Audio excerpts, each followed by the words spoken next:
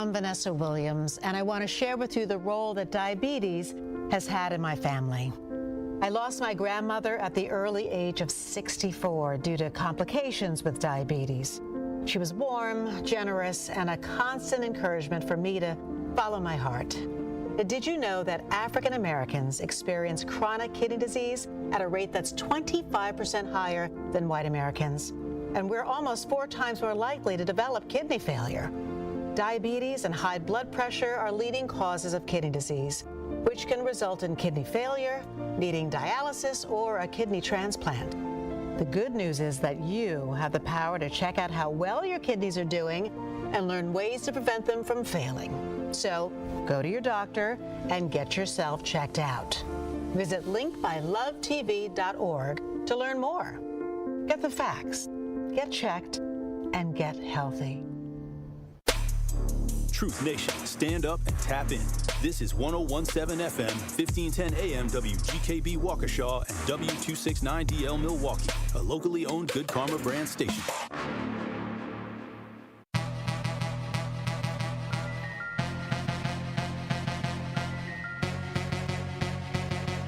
The place for the realest conversations. I appreciate United Garden Homes for stopping through with a check for $2,000. Yes. Some people came through anonymously. Yes. Dropped off money. The family has received those funds.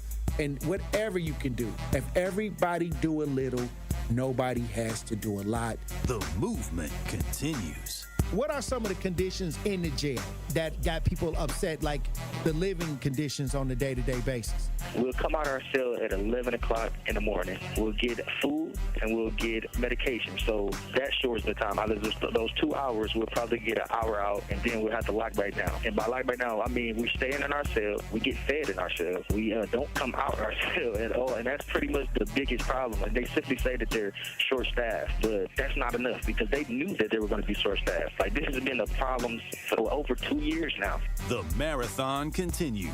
There's never been a better time to make change in the city of Milwaukee, starting with the youth. And we talked about the housing. Willie Hines, y'all boy Willie Hines, and they trying to change the leadership over there.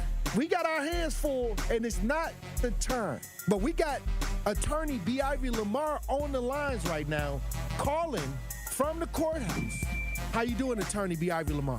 Hey, what's going on, Tory? I'm good, man. Happy to be here. Joining me on the line, Dr. Umar Johnson. How you doing, brother, Dr. Umar Johnson? Peace and Pan-Africanism, good brother, Black Power, to all my brothers and sisters in Milwaukee, Kenosha, Green Bay, Racine, and across the state of Wisconsin. Yo, peace, King. I'm going to stand with you and walk with you, brother. God bless you. Because I think it's an important thing, what you're doing, and you need to have the support of the community. Regardless if we live in these areas or not, it all affects us in one way or shape or form. It's time for that action and all the smoke. This is the Wisconsin Broadcasters Association award-winning Tory Lowe Show on 1017 The Truth app, and streaming live on YouTube. Man, best show in the world, bro. You got the best show in the world. Hope you know that, man. God bless you, brother. I appreciate that. Big up to you both. Thank you so much. Tory, you spoke to my kids. Liz, you did too. But you spoke to my kids, and when I tell you both that they was talking about what we did earlier that morning all day, that's literally what they was doing. They was talking about it all day. My son was just hollering, Awesome. Where's Tory? Like, I wanted to make sure that I let you know that to hear a person and have a person like you in this community, the way that you are selfless, the way that you give, even when your cup is not even full, you are filling other people's cup. And that just inspires me to make sure that I help you the best way that I can by doing my part. As always, my good brother, stay cool, stay calm, stay focused. Now, live from the Avenue in the heart of downtown Milwaukee, here is the king of talk radio, Tory Lowe. Justice Wisconsin, the truth, the most requested advocate in the state. 101.7 FM, the movement continues. Yeah. Milwaukee, stand up. It's Tory Lowe, the truth. From 1 to 4, we about that action, so tap in and let's go. We want that justice, we want all the smoke. From Monday through Friday, trying to bring the city hope. Yeah. Tory Lowe from 1 to 4, Monday through Friday, let's go. We bout that action from the block, and we ready, let's go. Tap in, and it ain't no holding back. We ready, we ready. 101.7 The Truth. Tory Lowe. Tory Lowe Show live from American Family Insurance Studio at the Avenue. And I'm here for the action. And nothing but that action. And I want all the smoke. Who wants the smoke today? Salute to all my brothers and sisters on the front lines. The marathon continues. The movement continues. How y'all doing out there in radio land? How y'all doing in the chat? We got another powerful show for you today. So I'm gonna need y'all to open up your ears, okay? Thank you for joining me this Friday, January 9th, 2026. Who we got in the chat? Salute to everybody joining the show in the chat. If you have not joined the chat, go to 101.7 The Truth as we broadcast live on YouTube to watch the show live and get in the chat and holler back at your boy. We got Willie. All right, Willie. We got Willie in the chat. Kawanda, Jeff. Who else? Cyber King, Mike. Sincere Runny Ray Real in the chat. Salute, salute, salute to. And look, I'm going to tell you this. This has been another powerful week. It's Friday. So I want to make sure that we have some fun on the show today. I mean, Fridays, you know, we about to go into the weekend. I always try to make Friday a fun day, if I can. You know, sometimes I can't help it due to what's happening, being an advocate, dealing with different situations. We got a guest coming in at 2, so it's going to be powerful. It's going to be a great show for everybody. But this salsa song is taking off, Andrew. I can't go nowhere. Everybody trying to ask for a copy of it. Yeah, everybody want a copy of this song. All the kids, you know, when I was at Hope Fortis Elementary School, all the kids, when I was playing this, all the kids was dancing. So I came, brought it on the radio. People heard it on the radio. Now I can't walk down the street without people trying to do the salsa, coming up to me doing the salsa.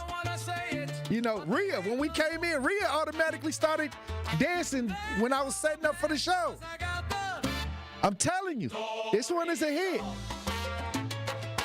But I do got another one, you know, that,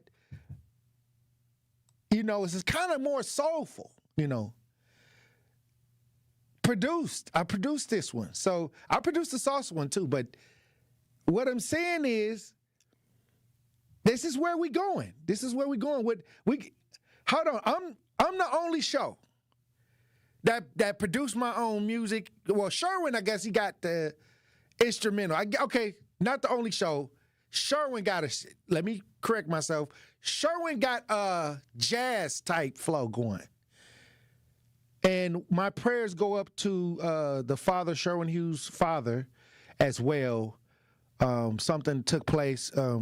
Sherwin, have our prayers. Sherwin Hughes' dad. The Sherwin Hughes family is in my prayers as well. But like I said, I'm making the songs for my show. We got full production now. So this is did you find it, Andrew?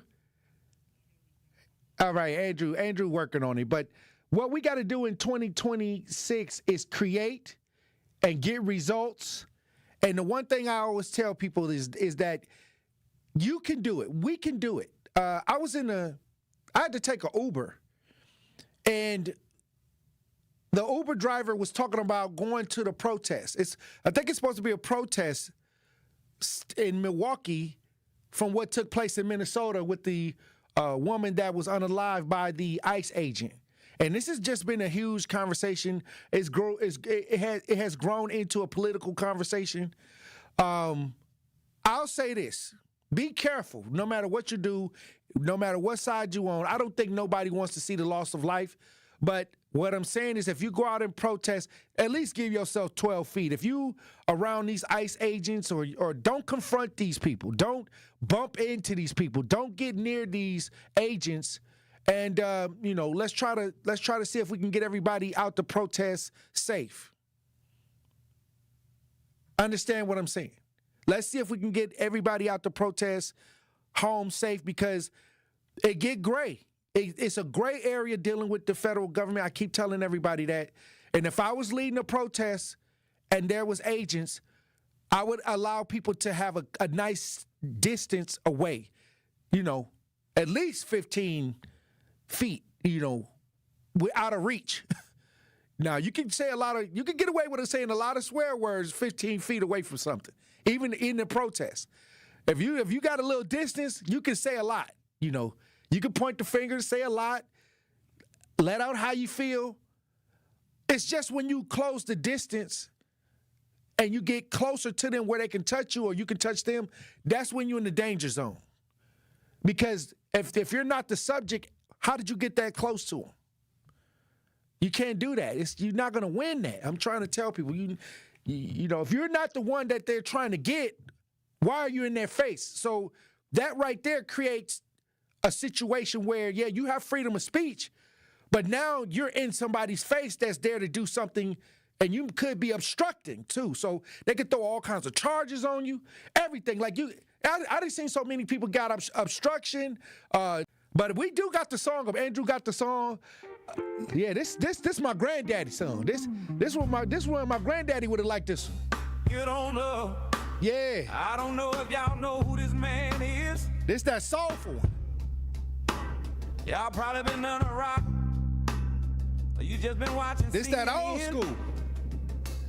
Fox News or MSNBC. But there's a whole lot of people who know who this man is. Okay. You know what? Matter of fact, I think I better let him introduce himself. Yeah. Tory Lowe about that action. Tory Lowe about that action. When we come back, we'll get into the show, Truth Nation. Stay locked in.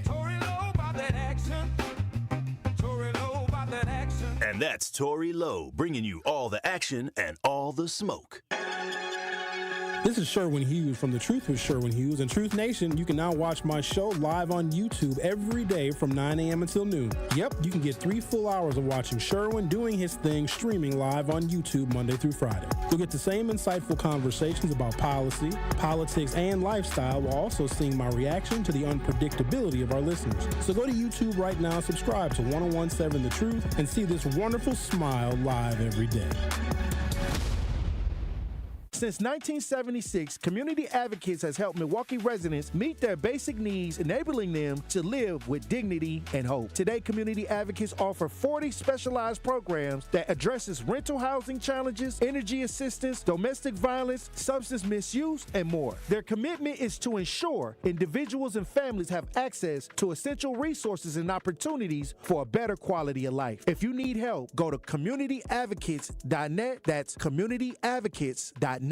Life's better with Drive My Way from American Family Insurance, because we know it's more than just a car. It's your escape pod, your adventure mobile, your memory maker. And we help protect the dreams that drive you. Personalize what you pay for auto insurance and you could save between 10 and 35%. American Family Insurance. Get a quote and find an agent at amfam.com. Products, pricing, and availability vary based on the way you purchase insurance and by state. Unsafe driving behaviors may increase your rate. American Family Mutual Insurance Company, SI, and its operating companies, 6000 American Parkway, Madison, Wisconsin. It starts with a spark. At Milwaukee College Prep, they nurture that spark from age 3 through 8th grade, building scholars with knowledge, character, and confidence. 88% of their students face economic hardship, but that does not define them. At MCP, they see students' potential, and they help them live up to that potential. 4 campuses, 1 mission. College and beyond, MCP is free, high-performing, and open to all Milwaukee families. Visit MilwaukeeCollegePrep.com to enroll or get involved. That's MilwaukeeCollegePrep.com. Day 1, diagnosis day. The hardest day. The day you hear, I'm sorry, this is a type of blood cancer. By But day one is just one day. At the Leukemia and Lymphoma Society, we are here to help you move past day one. On day 45, I discovered an online community who shared great tips for in-treatment care. I missed a lot of school during treatment, and LLS helped me keep up. We are here for you. We exist for everyone fighting leukemia, lymphoma, myeloma, and other types of blood cancer. On day 185, LLS helped me file my insurance claims properly. Day 5,840 and counting, and I'm still in remission. To learn more and get help on day 1, day 2, day 983, or any day, please visit LLS.org or call 1-800-955-4572. That's LLS.org, 1-800-955-4572. This is the Tory Lowe Show on 1017 The Truth, The Truth app, and 1017thetruth.com. Tory Lowe about that action. Tory Lowe about that action. Tory Lowe about that action. I said, Tory Lowe about that action. Tory Lowe about that action. Tory Lowe about that action. Tory Lowe about that action. This ain't CNN. This ain't Fox News. This ain't MSNBC. This is real life, real life, real life. 1017 The Truth. Tory Lowe Show. We got to head over to Waukesha. Teen pleads guilty to killing mom and stepfather in Waukesha. Y'all, now, look, I tell y'all all the time, when it comes to the family turmoil, it's family turmoil in every community, every race. And a lot of times when y'all hear homicide, y'all always think about what goes on the north side of the township that we live in right here in Milwaukee. But at the end of the day, everybody got a problem with people going crazy and doing things that they ain't supposed to be doing. Even people in better ran communities, or you really believe that they're well off, but they got the same issues. And it's no different. I go to so many different races when it comes to homicides, when it comes to the violation of human and civil rights and things like that. I get to see everybody. But when I see a story like this, it just makes me shake my head because, this family, whatever was going on, this mom, this stepfather lost their lives due to somebody that was close to him. Waukesha teen pleads guilty to killing mom and stepfather. We got audio on this and video. If you're watching this, we broadcast live. Let's listen.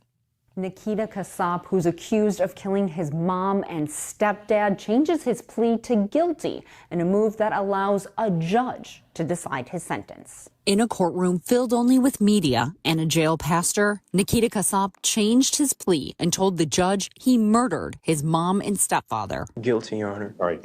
Did you commit these offenses? Yes, Your Honor. Kasap agreed to plead guilty to 2 counts of first-degree murder, and the court would drop the other 7 counts, including stealing $14,000, his family's car, and going on the run from police. Accepting the deal was a move even the district attorney didn't expect. I guess I'm a little surprised. I mean, there's really no downside for him to take it to trial. But again, I think the courts look at the fact that someone takes responsibility for what they did, and I think that's a factor that they consider at sentencing. Court documents say he shot and killed his mom, Tatiana Kasap, and his stepdad, Donald Mayer, in their Waukesha home in February. The then 17-year-old lived with their bodies for nearly 2 weeks before going on the run. Oh, wow. According to federal court documents, Kasap was motivated to kill his family through a plot to assassinate President Trump and overthrow the government. The high school junior had been communicating with someone from Russia on his computer and planned to move to Eastern Europe after the murders. However, he's not facing any federal charges. The district attorney says she spoke to both Mayer's family and Kasap's family, and this was what they wanted. In consulting with the family, they were in agreement that this is a fair offer. I think it gives us a time period that we want for incarceration. So there's really no reason to put the family through a trial. Kasap is facing between 40 years in prison to life. It will be up to a judge to make that decision, and he'll do that in March. And this is a sad, unfortunate incident. Nice house, hardworking family, you just never know. You just never know. And my condolences go out to everybody affected negatively from the situation. Once again, tragic situation. I mean, we was talking about the family where the girl hit her mother with the rock and killed her mother after her mother tried to reach out to authorities, get her daughter some psychological help. I forgot where that was, exactly where that was. But I just know that we're living in times where we got to even check the people that's living in the house with us. I mean, we got to check that temperature. If you got a kid that's saying, hey, I'll do something bad to you, you got to take that serious. They could be in the room plotting against you. If you got anybody around you, that's why I don't like people around me that talk reckless to me, because I'm going to take it serious. I don't care. You can't, we got, in our community, we joke all the time. We cut on each other. We rib each other. Matter of fact, if you go to high school, I went to North Division, you had to learn how to rib, because as soon as you walk in the door, look at that shirt. Look at them shoes. Like they would rib you, So I grew up knowing how to combat that. I know when you ribbing me, but I also know when you saying stuff that's like verbally abusive. So you got to understand that, when people say stuff, they not too far from actually pulling it off, especially if you're going to sleep at night or you're in a vulnerable space around them. It can happen. I mean, I figure if you had to think about it before you said it to me. Because if you love me, you would have just said you love me. And it's like if you care about somebody, you be like, you always ask somebody, did you eat something? Are you hungry? Are you good? How do you feel? Did you have a good weekend? You don't say, I'll slap you. You know what I mean? Like, what? Like, damn. No, like, some of y'all play around like that, though. But it could turn into something more sinister. They telling you kind of subconsciously what they might do. Hey, be careful. Brewer said people are very sensitive and tender nowadays. Yeah, you sensitive and tender until somebody come with the blicky. You know what I mean? They trying to get you with the blicky and you thought it was a joke. Okay. All right, well, you can do whatever you got to do. Do what you want to do. You know what I mean? Hopefully you don't end up on the news because you ignored the red flags. Because I don't have to wait until it's a disaster to feel like, okay, I'm going to get ahead of the curve. I don't even want to find out. You could be joking. I don't even want to find out if you're joking or not. I may not never talk to you again. I don't want to find out. Shoot, I mean, hey, God bless you. But also, there's another story that I want to talk about, because when we talk about infrastructure and things like that, we got a garage that collapsed. The floor collapsed full of cars. A structure that had cars sitting on it collapsed. Unfortunately, nobody was hurt. I didn't see if nobody. Okay, just cars, but the infrastructure fell in. They working to fix this garage floor after a collapse. There's some good video on this if you're watching as we broadcast live. We got some video. The video crazy on this one. That's the worst thing when you're walking through these parking structures or walking around where you got a lot of cars. That worst thing that can happen is it collapse on you, the bridge, or you on a bridge and the bridge collapse. But we got some footage, if you're watching this, we broadcast live, of a garage floor full of cars collapsing.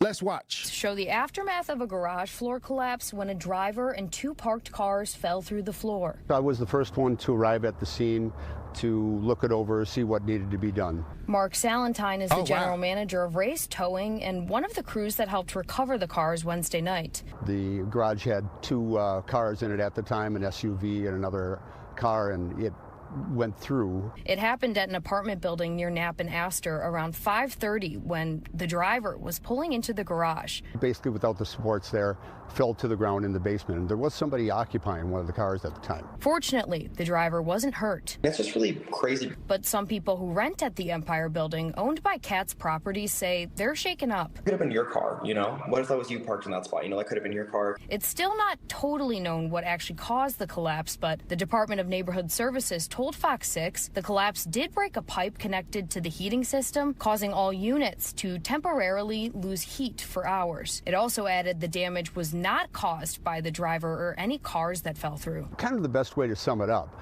that really a floor of a garage gave way, and it was over a basement. DNS says it ordered the property owner to obtain an engineering report. Until that's complete, no one is allowed in the garage, but residents can stay put in the building. It can be very, like, surreal in, like, the worst way, because it's like, you never... I've seen video footage of a driver off North Avenue going toward the lakefront fall in the sinkhole a couple years ago. Like it just, the ground fell in under it. I mean, that infrastructure is serious. A lot of these streets and roads and bridges need to be repaired. They you know, it's old structure, infrastructure.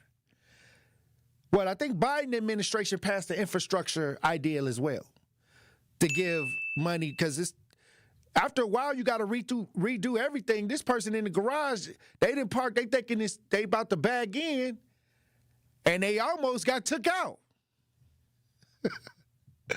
Hey, look, when we come back, we're gonna have a pop culture report. We got GP in this Friday. Truth Nation, stay locked in. You are listening to The Tory Lowe Show on 1017 The Truth app, and 1017thetruth.com. Truth Nation, it's time once again to celebrate excellence, passion, and the power of community at the second annual Truth Community Awards, happening Friday, February 20th at Venue 3 inside the 3rd Street Market Hall in downtown Milwaukee. This awards show will be honoring the unsung heroes who show up, give back, and make a positive impact in our community every single day. We're rolling out the red carpet and showing love to those who truly deserve it. Tickets go on sale Monday, January 12th and are just $20 and include free food and exclusive Truth giveaways. Join the 1017 The Truth team for an unforgettable night of entertainment, inspiration, and community pride at the second annual Truth Community Awards on Friday, February 20th at Venue 3 in Milwaukee. The Truth Community Awards are sponsored by Gruber Law Offices, Steinhoffels, Milwaukee College Prep, Cousins Subs, Venue 3 at the 3rd Street Market Hall, and the Milwaukee Bucks. Dad's gonna be far side, good. What should I do with my dress? Do little wiggles. The slate's coming in. What does it feel like when you're down or having a bad day? It feels sad, like you just don't want to do anything. All my little emotions in my head is just running crazy. I don't know what to do. As a teacher or coach, do you ever feel overwhelmed supporting kids' mental health? I had never experienced players being so down that they can't even participate. You're just in tears in the huddle. I didn't know what to do. Teachers need tons of help. Kids Mental Health Foundation offers educational materials to help guide conversations with our students. It's so important that we are constantly educating ourselves. It's the same as the CPR class to me. We're trying to save a life here. The Kids Mental Health Foundation has free tools and information developed by experts, because kids' mental health starts with all of us. Scan the QR code or check out kidsmentalhealthfoundation.org to get started. I take care of the kids. And I take care of my dad. I take care of things at work. The groceries, the cleanups, the meltdowns, the doctor's visits, the family events, mealtimes, bedtimes. I take care of all the things everyone else needs. But I haven't made time to take care of what I need. Family caregivers are often overloaded. It can feel overwhelming and exhausting. It's no surprise that millions of caregivers experience symptoms of anxiety and depression every year.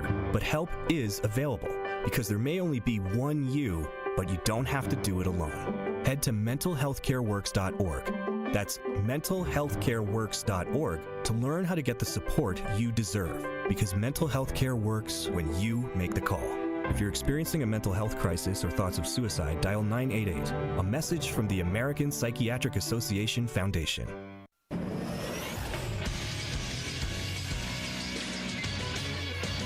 This Associated Bank Sports Center update on 101.7 The Truth is powered by ESPN Milwaukee. I'm Andrew Zimmel. The 16-21 Milwaukee Bucks are back in action tonight, taking on the Los Angeles Lakers on the road. The Bucks are looking to bounce back after a tough loss to Golden State on Wednesday night. The Milwaukee Panthers play host to Northern Kentucky Norse tonight. Tip-off is at 7 p.m. on 101.7 The Truth. In a Big East matchup, the Marquette Golden Eagles take on Villanova at the Pfizer Forum at 1:30 p.m. on Saturday. And the Green Bay Packers and Chicago Bears square off Saturday at Soldier Field. 7 p.m. kickoff in the wild card round.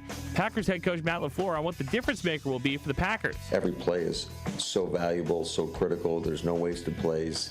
And then I think ultimately what it comes down to is your ability to execute. This True Sports Update was brought to you by Associated Bank, proudly supporting your hometown teams. Member FDIC.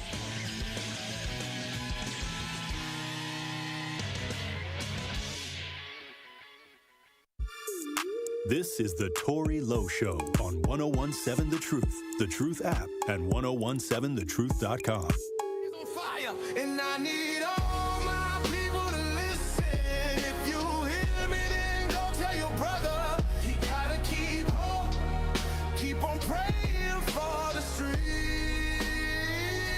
The street is on fire.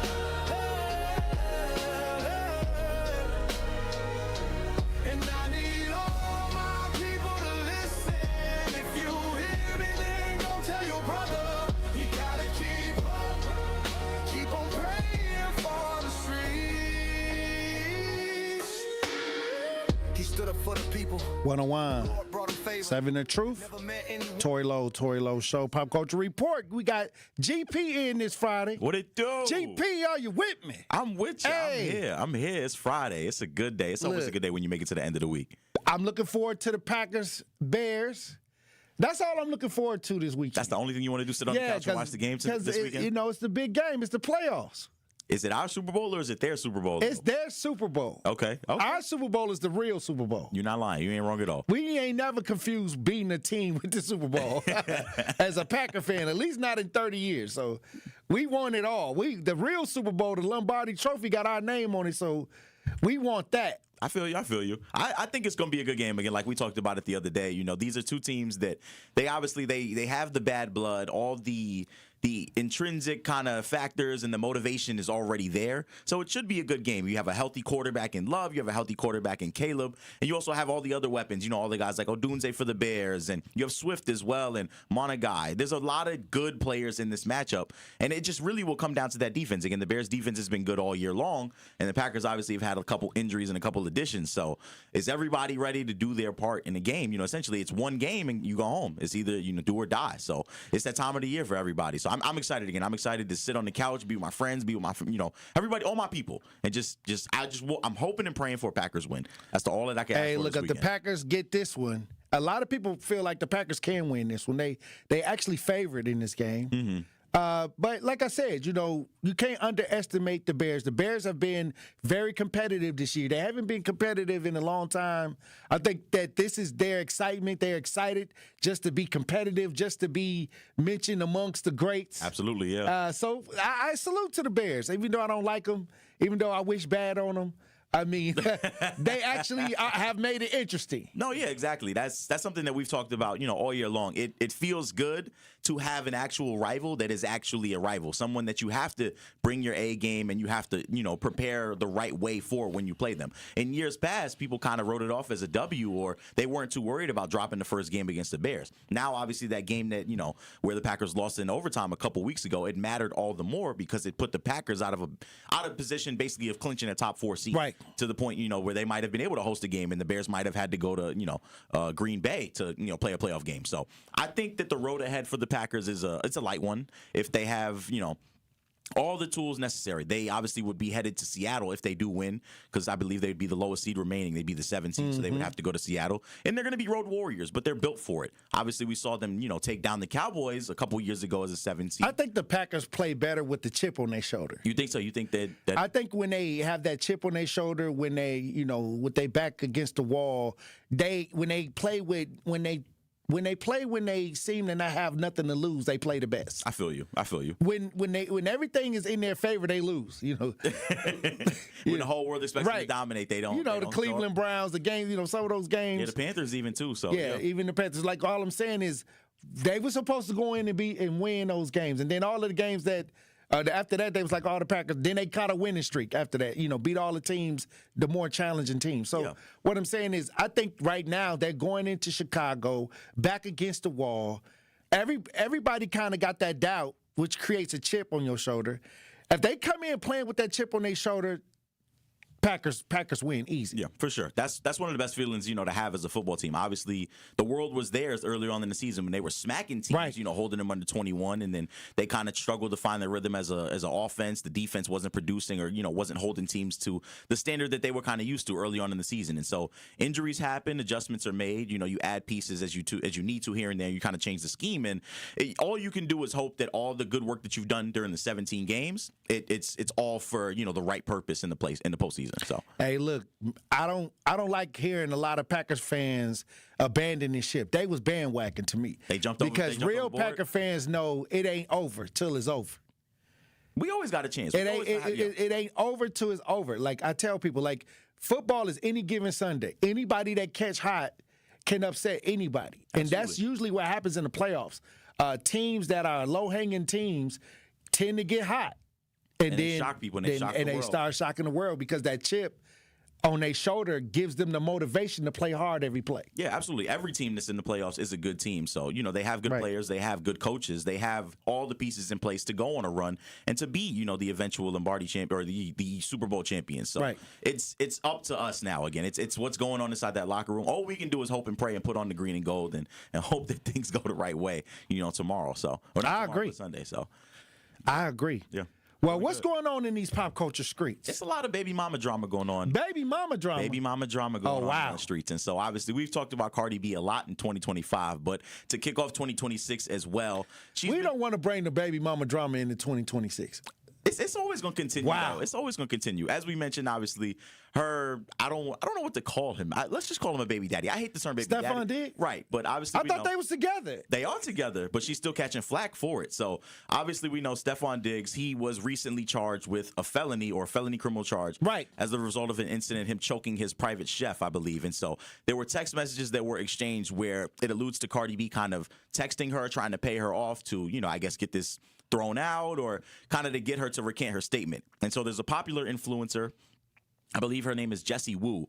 I believe she also appeared on Love and Hip Hop Miami, but she was basically on a live stream kind of talking about the situation with her followers where she called it, or that she basically alluded to the fact that Stefon Diggs and Cardi B had a baby out of karma for some reason of her trying to get back at Offset. On the rebound. Yes, basically. That it was kind of a decision that she did in spite of everything else that they had going on, whether it was the divorce agreement or kind of the other stuff, because we know that Stefon Diggs and Offset had some form of friendship or prior relationship. And so Cardi B obviously fired back. She's known to get on, her social platforms and kind of go crazy. And there's a lot of things in the clip that she said that I can't repeat, but there are a couple of good, I guess, excerpts from the clip where she's basically telling Jessie Wu. And one of these quotes is, she basically goes, I can't even believe that I have to say this, but she basically goes to the point of, she goes, we made this baby with love, and that we loved down. We did love, or we made love until it stank. That's one of the quotes that is on the live stream as well.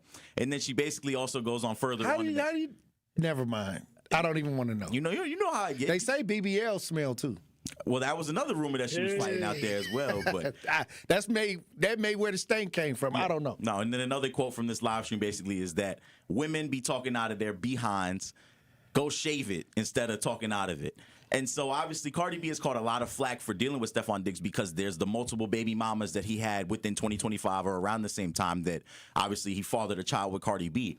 And also just the alleged assaults. And I believe there was another man that also accused him of assault or sexual battery, too. So it seems like he's become a problem child opposed to a blessing in Cardi B's life. And they're basically saying that Stefon Diggs might not be the lesser of two evils between him and Offset. It's a tough scenario. All right, look, I'm going to tell you this. It seems like Offset don't look too bad now. At all. I mean, then I heard a story about Stefon Diggs didn't see the kid for Christmas. Allegedly. Allegedly, this is what was circulating. Yes. He could have been doing something because he in the middle of football season. Well, I don't know. But what I'm saying is, it just seems like she went from a bad situation to a worse situation, and she's coping with the worse situation. It just sounds like she's on a downhill slide when it comes to choosing mates. I mean, people have always said, if you're going to be wrong, just be all the way wrong. Don't be halfway in, halfway out. She essentially, I don't want to call another man a mistake because it feels like I'm kind of watching what he's doing too hard, but you have to stand by him at this point because people know, and they have alluded to the fact that, number one, when she was still, married legally to Offset, that she was either going out on dates or hanging out with Stephon Diggs. I know this kind of all started with, them being on the boat in the Pink Tussie situation, which he had to deal with training camp. And so we've known Stephon Diggs to be this kind of outgoing and courageous playboy, and he's also had multiple women at one time. And so she knows that. She basically said in the live stream as well that he has always had options, that I'm not worried about doing any karma, kind of like that her career was karma, that her money was karma, that her new life, with her man and her baby was the blessing that kind of came out of it. And so it goes to the fact that, again, this is another hot take too, Andrew. I know Andrew wants me to get to my hot take at some point, but my hot take is that Cardi B is approaching Beehive status, that she can kind of do no wrong. There's nothing that the social media or anyone on the platform will look at her and be like, her fans, I think the people that's outside of hip-hop looks at Cardi B like she's ratchet. I do. And I think that her fans, because, when you like an artist, you got to go with it. Just like when people in politics, they just go with it if they favorite side. So I think that, but if you take a step back and look at what she's doing, she's not a good influence on the young women in watching her as far as her behavior, as far as her messaging, many of her messaging ideas. I mean, would you want a daughter like that? I mean, I'm just saying, like, would you want to have a daughter that's making those moves? Would you advise a young girl to make those moves to get in Cardi B's position? No, you would not. I think the toughest part is that, again, when it goes back to, I was having this conversation with Andrew before we came on, but she basically she started out as a stripper. She obviously was accused of, or I believe arrested for, drugging and robbing men. And then she obviously got her start in the music business and kind of linked up with Offset, and she skyrocketed from there. She's a very lovable personality because she's authentically herself. And she doesn't pull any punches. I think that's what people really, really like about Cardi B. But Cardi B also is very messy, and she is very kind of, outlandish out there. So we'll see what happens with the situation. But again, this is someone that I don't want to come with. I put her in that kind of. See, everybody from New York. See, and this is why you saw from Cardi B. Here we go. And you from New York, Cardi from New York. You never go against New York people that too hard. Now I seen once Diddy got convicted a little bit, you tried to press him. But other than that, that's the only person I ever seen you try to press from New York. Not at all. I just think it's crazy to say that a baby was made out of revenge. I don't know if revenge takes 18 years and a college degree. That's a lot. That's a very far way to go to get some revenge on somebody. But it is what it is. I think Stephon Diggs is probably the lesser of two evils at this point, or he is the more evil one out of the pair. Hey, look, when we come back, we'll have more conversation. We got GP in studio this Friday. Stay locked in. More of the Tory Lowe Show is next on 1017 The Truth app, and 1017thetruth.com. On Friday night, the Milwaukee Panthers return home to host conference foe, the North Kentucky Norse. Draws a double, kick out to the wing. Aguilar contested three, and he buries it. The Panthers are down by 3. D'Lo reattacking in the paint, fades, fires, drops it in. The Panthers have pulled within 6. Scott Warris has the coverage Friday starting at 7:30 on 1017 The Truth and the Milwaukee Panthers Sports Network from Learfield. Tip-off happens at 8 o'clock. Life's better with American Family Insurance because we know you love working weekends. If it means working on your dream home, both inside and out. And we're here to help protect those dreams so you can enjoy peace of mind. Save up to 40% when you bundle home and auto. American Family Insurance. Get a quote and find an agent at amfam.com. Products, pricing, and availability vary based on the way you purchase insurance and by state. Some exclusions apply. American Family Mutual Insurance Company, SI, and its operating companies, 6000 American Parkway, Madison, Wisconsin. Hi, I'm Brittany Miller from Big Frog Custom T-Shirts and more. Custom T-shirts, sweatshirts, jackets, hats, you name it. We can do it. Big Frog Custom T-Shirts and more is family owned and all about celebrating life's big moments. Maybe it's a milestone birthday, a celebration for your child's first goal, or that work fundraising event. We are everyone's printer. No minimum orders, affordable designs, and help straight from me and our team. We're the one-stop shop for all your custom needs. Start your project today at bigfrog.com/Mequon. Hey Journey team, it's me, Coach Erica. Happy New Year. Are you ready? Because the time is now to begin your journey to success. This is your season to level up. Keep striving, keep pushing, and keep doing. No more waiting, no more excuses. Your journey starts today. For more information or to connect with me, visit ericaodomjourney.com. That's ericaodomjourney.com. I slept in a lot of different rooms, different beds, but none of them really felt like mine. I spent 14 years in foster care, mostly in group homes. And I never had much left because I always had to be ready to move. Why get things if you just have to let them go? There are more than 100,000 children in foster care waiting to be adopted. The Dave Thomas Foundation for Adoption is working to help find them a forever family and a permanent home of their own. Now I have my own room with walls that tell my story. I love hanging out in here. I play dress up with my sisters and I sing and make videos. But the best part, knowing I'll always have a place to go and a family that loves and supports me. If you have room in your home or your heart, see how you can help at davethomasfoundation.org. This is the Tory Lowe Show on 1017 The Truth app, and 1017thetruth.com.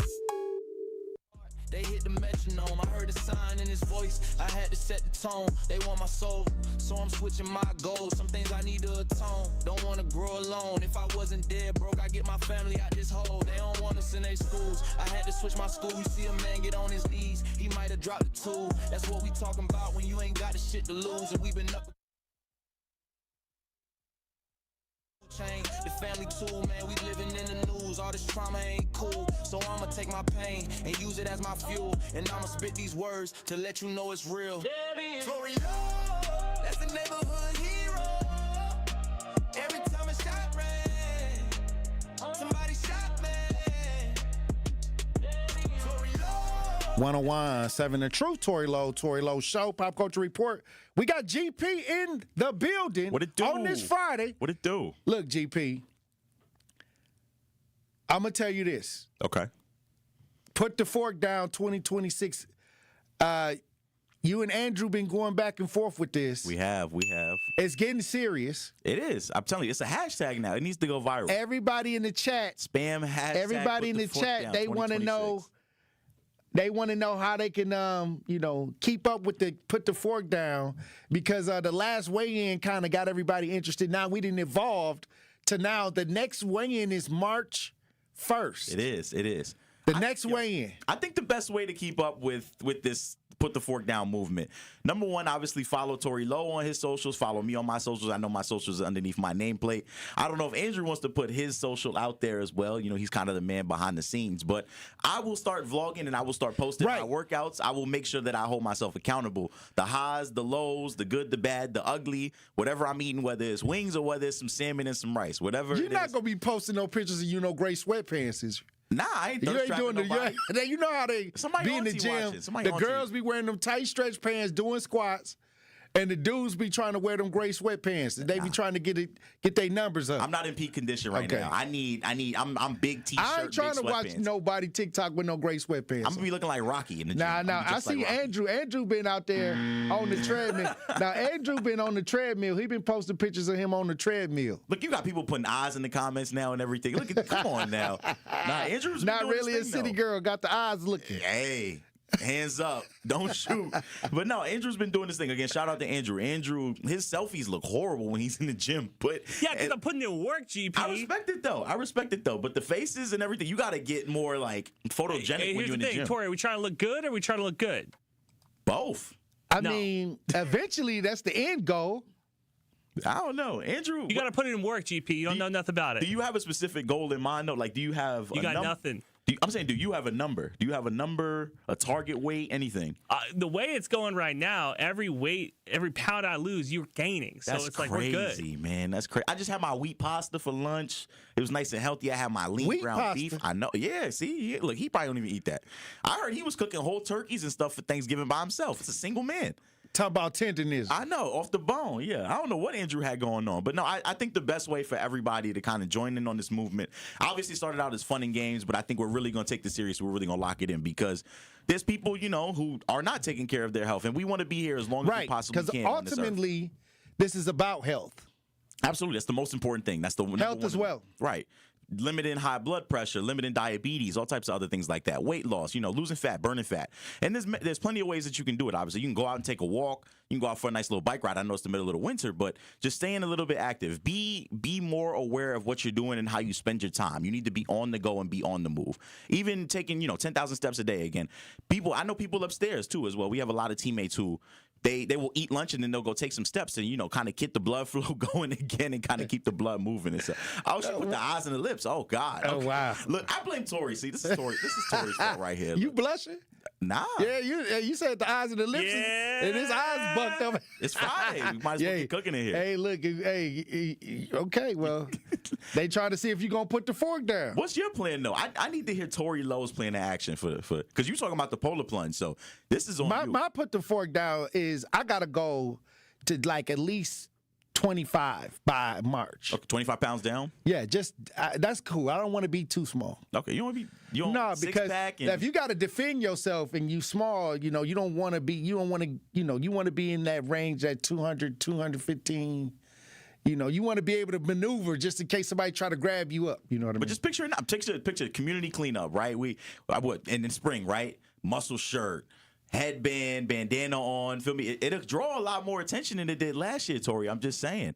You might be able to put it on the calendar. Wait a minute. Sincere Runny Ray Real says, if I start tonight, where do I put my before and after pics? I don't want to keep tabs of those. Right? Well, what they can do is they can send it to the talk to text. I would say, yeah, exactly. They can put their before pics in the talk to text. That's true. And then they can put their after pics in the talk to text. I think that'll be a good. Because it'll store the image. It'll store the images. It could be a running thing. Maybe it could be a success story kind of thing. We could, highlight this every Friday. There's a lot of different ideas that kind of go on. I say that if you want to join the Put the Fork Down movement, y'all can add y'all before pictures in the chat because it'll keep it in there. It'll keep us accountable. Then when you send your after pic, it'll be in there too. Right, absolutely. I think that's a beautiful thing. That's a great idea on everybody's end. But again, the main thing is a lot of people keep putting things off until Monday. Oh, tag GP in it. Why they got to tag me? I'm not the gatekeeper of this challenge. This wasn't even my idea. I'm just participating in it because I love y'all and I care about y'all that much. But my thing is, again, don't wait until Monday to start. Today is the day. I know, to put the fork down. I know I'm guilty of this. I have to hold myself accountable. You just had a fork before you came in here. Was that a fork or a spoon? That was a fork. Okay, so he picked the fork up. It was a healthy alternative. Was it wheat? It was wheat pasta. Wheat pasta. Wheat pasta, lean ground beef. Okay. Low calorie tomato sauce. See, I did it, cooked it myself. I had a bunch of stuff meal prepped in the fridge, so I don't have to worry about doing anything this weekend. What was on the menu last night? Last night? What did I eat for dinner last night? We went to Rodizio Grill. I had a lot of tri-tip, some chimichurri, and a lot of protein going on. Yeah. Parmesan crusted chicken, all that good stuff. So, but everybody deserves a cheat day. God forgive me for wanting a cheat day, just a little bit here and there. Man, your good days are cheat days at this point. That's crazy. He's the same person that trapped me into eating a burger a little while in the lobby. I know that's the picture he posted for my birthday. This is the kind of guy that we have on the weight loss team. He's not a brother. He's not trying to help us, trying to get to our goal. eventual health and kind of productivity. Well, what else is going on? Give me something before we get out of here on this Friday. So I know we talked about a little bit more baby mama drama, and this time it involves Fetty Wap. So Fetty Wap, they let Fetty Wap out. Fetty Wap came straight home from jail. I believe he was supposed to serve 6 years for a drug trafficking charge. He came home to his trap queen. Right, but his trap queen doesn't really want him out. So Masika Kalisha, obviously his baby mother, I believe they share a daughter who was born in 2016. Her first tweet from Fetty Wap or about Fetty Wap coming home basically alludes to the fact that he's a deadbeat. And so she tweets, first day out and still a B-A-N. I won't, elaborate any further. Go back with the shrugging emoji. How do you get out and become an immediate disappointment? I hate believing in the N-word that I know shouldn't believe in, and he proves me the F right. Prove me wrong for once. Damn. Yeah, all right, hold on. Got me good. Ooh. Oh, wow. So, all right, so check this out. All I'm gonna say is, how long was Fetty Wap in prison? 3 years. He served 3 years on a possible 6. He's in prison. What do you want him to do? Like, okay, so then he gets out. I mean, he got a lot of business he probably got to catch up to. Yeah. Because he was kind of gaining steam before he went back in. Well, the thing is, the money probably dried up. I know that he had an elite run, in the early 2010s. And he was he seemed like he was trying to get it back a little bit. I think he took some alternative chances, though. But I saw that when he went in, he was trying to get back, to where he was. He was working. Mm-hmm. I don't know what that consisted of. It looked like he got in trouble. He was in the block. It sounded like he's busting the corners. Yeah, he was doing. He was busting it down. But what I'm saying is, now he's out. What do you want him to do? I mean, like he probably like, okay, let me get back to it. Mm-hmm. But then again, she may not have been the only one he was talking to. Well, I don't even think it comes down to that. It's just kind of like when you are with someone who's, in their prime at the highlight of their life, and you obviously, things change. There's money that has to get accrued to lawyer fees and all the other penalties and stuff like that come with being charged and eventually convicted of a crime. And so I guess that maybe there was no contact with her or with the daughter, while she was in prison. There's a lot of things that we can allude to. All I'm saying is let him get out and breathe a little bit, Yeah. I know a lot of people, when they get out, a lot of things be running through their mind. And his baby mama probably like, I want to spend time with you. And but usually people who hustle, they try to get back on their feet. Right. You know what I mean? Like, okay, let me get out, let me get back on my feet, however that look, right? So, I mean, that first month or so gonna be shaky. I mean, it seems like he got a hero's welcome again. The video that I kind of saw online where he was basically walked into, I'm not sure if that was his record label or where else it was, but, he got a bunch of handshakes and a bunch of hugs. It just feels good to just, I guess, reintegrate yourself into society. I've obviously never had to do that my own, but it takes time. And like I say, every now and then, or not now and then, but people that do get to come home from prison, there's an avenue and a market for them to do anything. He's going to come home. He's going to tell his story. There's people that want to link up and make music with him. So the money will be there. Right. I think she just needs to give him a chance to She just want to cut him. Right. Or more than that. I don't know. They might want to make another daughter. That first day out. Who knows? Yeah, he probably is going to make a first day out song. It's time for that too. So it is what it is. Well, keep me updated on that. I mean, I think Fetty Wap at this point, he got opportunities. There's so many podcasts out here that want to hear his story. I think that he'll be all right financially here in a second once he can get on his feet. Right. Yeah. I think there's this time. There's always time to rehabilitate and kind of get back on your feet and get your hustle and get your grind back going. So. All right, GP. Thank you for that pop culture report. Appreciate you. Have a fun, safe weekend. You as well. All right. When we come back, we got guests. We got Ronnie Bowe in the studio. Stay locked in. Get the beat of the Bucks straight from a fan favorite and Bucks legend. Welcome to the fantastic voyage. Marcus Johnson, the captain of this vessel. Tap into Here District with Marcus Johnson, a Bucks Plus audio production. My first mate, Chris Johnson, the only father and son tandem. Your weekly pulse on the Milwaukee Bucks and conversations with the biggest names in basketball. This week on the pod, Marcus and Chris sit down with Josiah and the rest of the Johnson family. Find Here District now on Bucks.com/plus, the Bucks app, or wherever you get your podcast. Milwaukee Black Talk. You don't want to be there. You don't like the work. You don't like the people. Now, there are some differences. The only difference is modern American slavery and capitalism versus 19th century. We were dramatically more primitive back then. And a slave that is able to buy their freedom is the same as the disaffected, disgruntled worker that is able to buy their way into entrepreneurship because that for them is free. Listen to The Truth with Sherwin Hughes weekdays from 9 a.m. to 12 p.m. Metastatic breast cancer, or stage 4 breast cancer, happens when cancer spreads beyond the breast to other parts of the body. About 168,000 women are living with it today, with Black women at a higher risk due to various factors. Research has led to treatments that help manage the disease and improve quality of life. The Everyday Counts study explores how nutrition and exercise coaching can support women with metastatic breast cancer. To learn more about the Everyday Counts study in Milwaukee, call 414-955-8819 or email edc@mcw.edu. If you or someone you know has stage 4 breast cancer, please encourage them to call and enroll in this valuable study. Again, call 414-955-8819 or email edc@mcw.edu.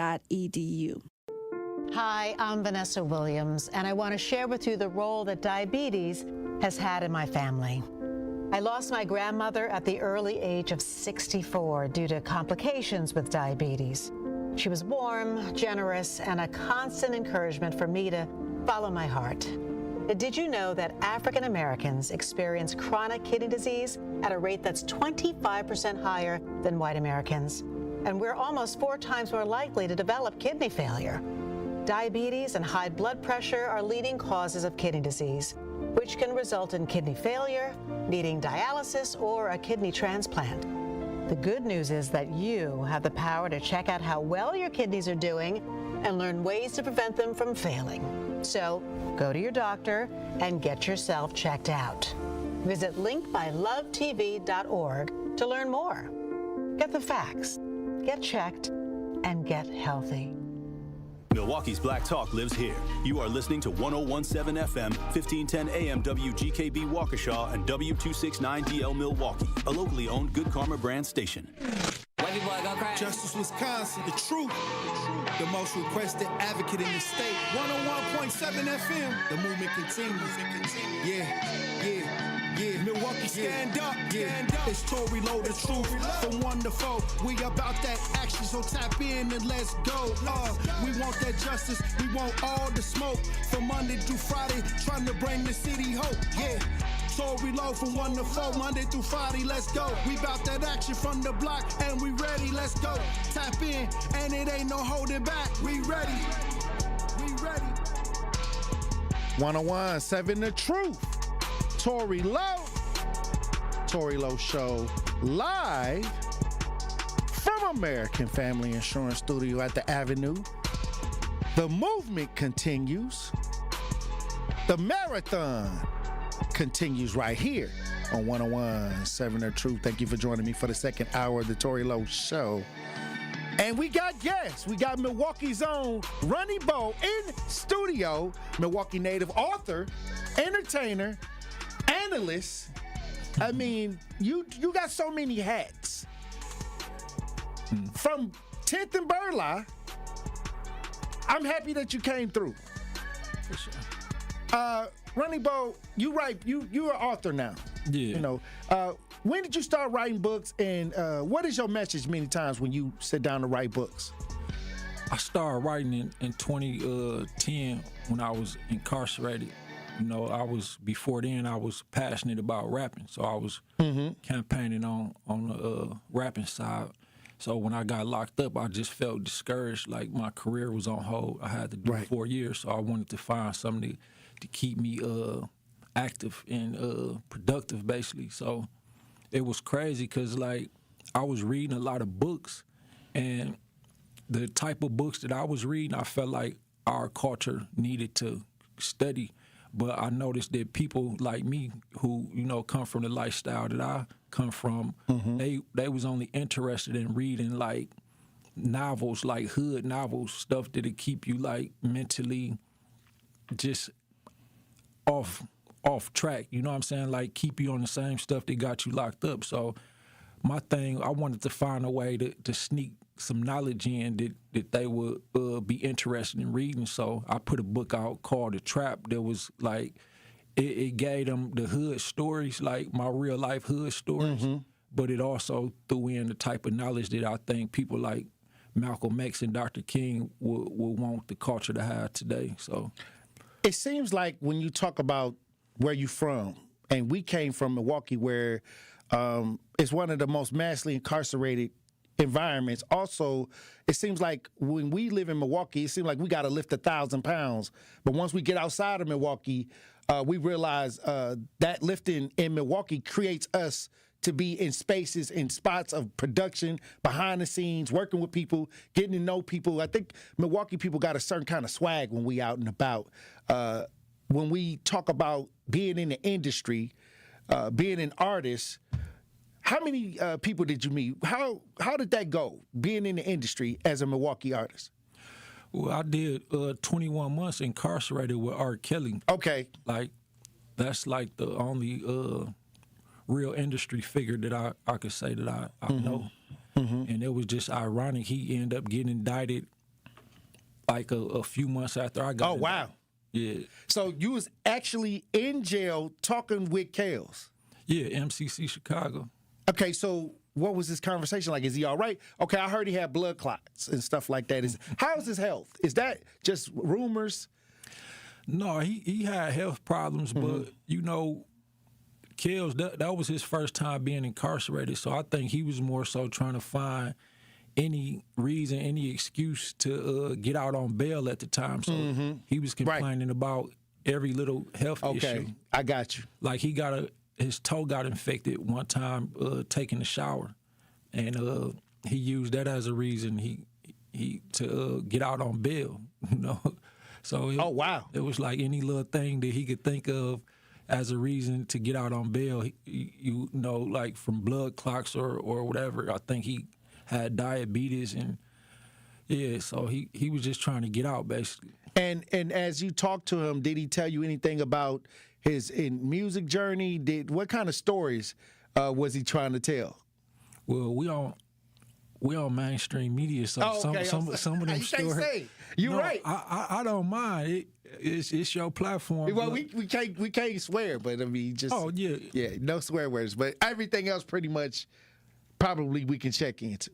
Well, the main things I wanted to know, you know, we hear conspiracy theories about stuff like Illuminati, right, and sacrifices and stuff like that. So is it real? I wanted to know, was that type of stuff real? And he kind of confirmed that some of that stuff was real. He was spiteful about how his situation with Jay-Z went. So, you know, I wasn't the only person he was telling these stories to. Right. Like the whole jail could vouch that you know, he had some crazy stories about Jay-Z, and he basically said Jay-Z was like a sellout, like as far as selling your soul type stuff. You know what I mean? And he basically felt like, well, Kanye West kind of alluded to a lot of that too. Yeah. That stuff real, bro. Like, you know, I had real eye-to-eye conversations with R. Kelly, and he was bothered by some of the stuff he went through in the industry. And I know how people look at him. People got the right to look at him as a creep or whatever for certain things, but his thing was basically, and this was before, you know, Diddy's situation. Right. So R. Kelly was basically painting the picture that he was targeted for a reason. He was basically saying, we all got reasons we could be locked up. You know what I mean? Like, even with Jay-Z and Foxy Brown, you know, it was similar to R. Kelly's situation with Aaliyah.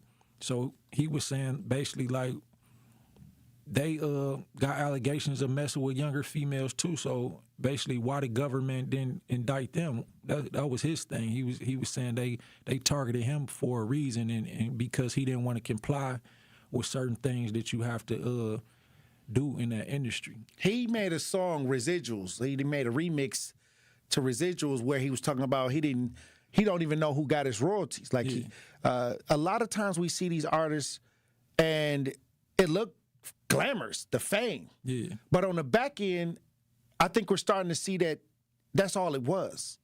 It wasn't no economic stability on the back end. Yeah, for sure. See, R. Kelly catalog was worth $1.2 billion, right?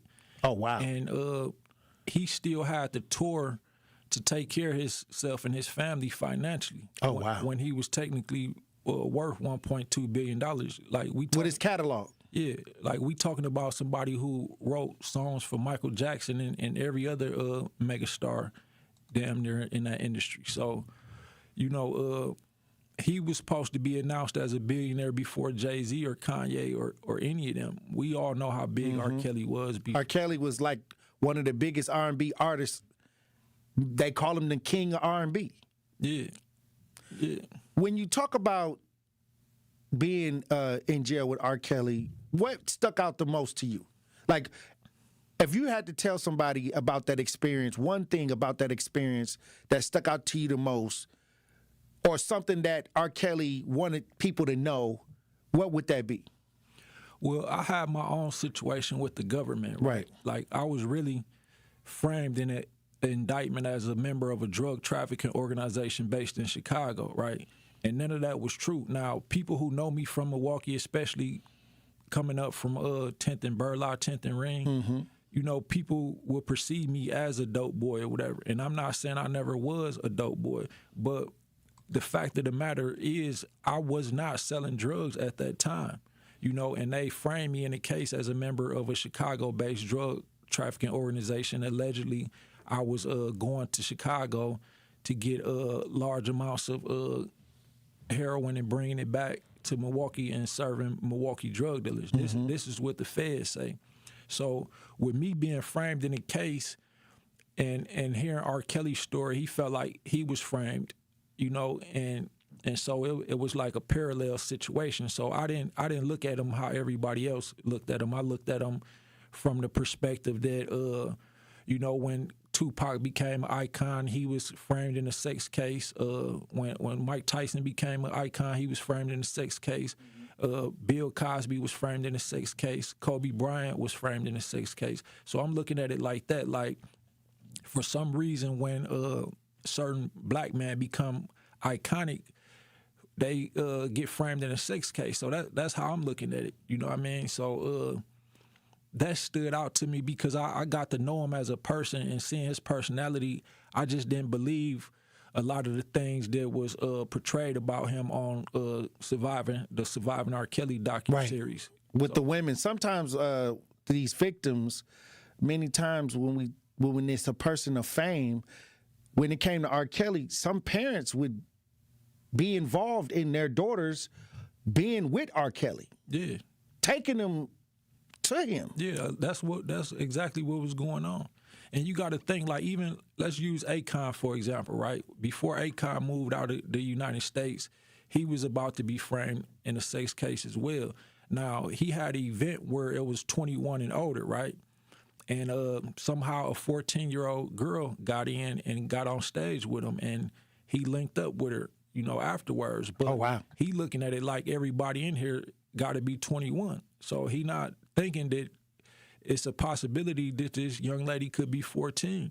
And so, yeah, he basically lost a lot of sponsorships for that. And, you know, it just go on, bro. And with R. Kelly, like, the parents was really, like, basically selling their daughters to him. You know, if they had daughters they feel like attractive, they'd come to R. Kelly and say, look, my daughter is a huge fan. She want to meet you. And it's text messages, like I saw his paperwork, it's text messages from the parents to the daughters while they with R. Kelly. The mama's telling them, do this, say this to him, you know, try to get him. Oh, wow. Yeah, so, yeah. Kind of coaching the situation. Yeah, they was coaching their daughters to finesse them. And then, like, you know, R. Kelly was doing things financially for the daughters and the parents. So he did he know that these were kids when at the time of intercourse? I don't know, bro. I don't think so. Like, from his words and people that know him, he would, just like in the Akon situation, like, at these events, you're supposed to be 21 and older. Like, most of R. Kelly events, it was the same way. You got to be at least 18 or older. So this where he was meeting these females at. So he looking at it like if they was at my events, they adults. You know what I mean? And this is what he want the public to know. This is the stuff that he was trying to say that maybe didn't get in the media. Yeah. Where the media was just like surviving R. Kelly. He did all of this to these young girls. He's a horrible human being because he was dating underage people. And then I guess with Aaliyah, the Aaliyah situation came in where she was a young girl, and that was on record that, or I guess it was a marriage certificate somewhere. Now, with regards well, let me run the break. I want to get to this Aaliyah situation when we get back. We got Ronnie Bowe, author, in studio, Milwaukee native. Truth Nation, stay locked in. You are listening to The Tory Lowe Show on 1017 The Truth app, and 1017thetruth.com. Where's that same devastation? Where's that same anger? Where's that same hurt for other American citizens who lost their lives to guns? When we talk about the loss of life here in America, if all lives matter, y'all got to start acting like all lives matter. I feel bad for any loss of life because it's not fair and it's not right for anybody to take somebody's life. That's not what we're put on this earth to do. I hate the fact that in this country that we live in, that violence is so rampant. Violence is the norm. Download the new 1017 The Truth app now. Milwaukee Black Talk. 1017 The Truth. Wisconsin is as hard-working of a place as you'll ever find. There's a sense of pride, community, and work ethic that's second to none. People here are tough, but even the toughest among us need help after a serious accident. At Gruber Law Offices, we won't stop fighting for you and your family. We've been here and will continue to be here for as long as you need us. Gruber Law Offices.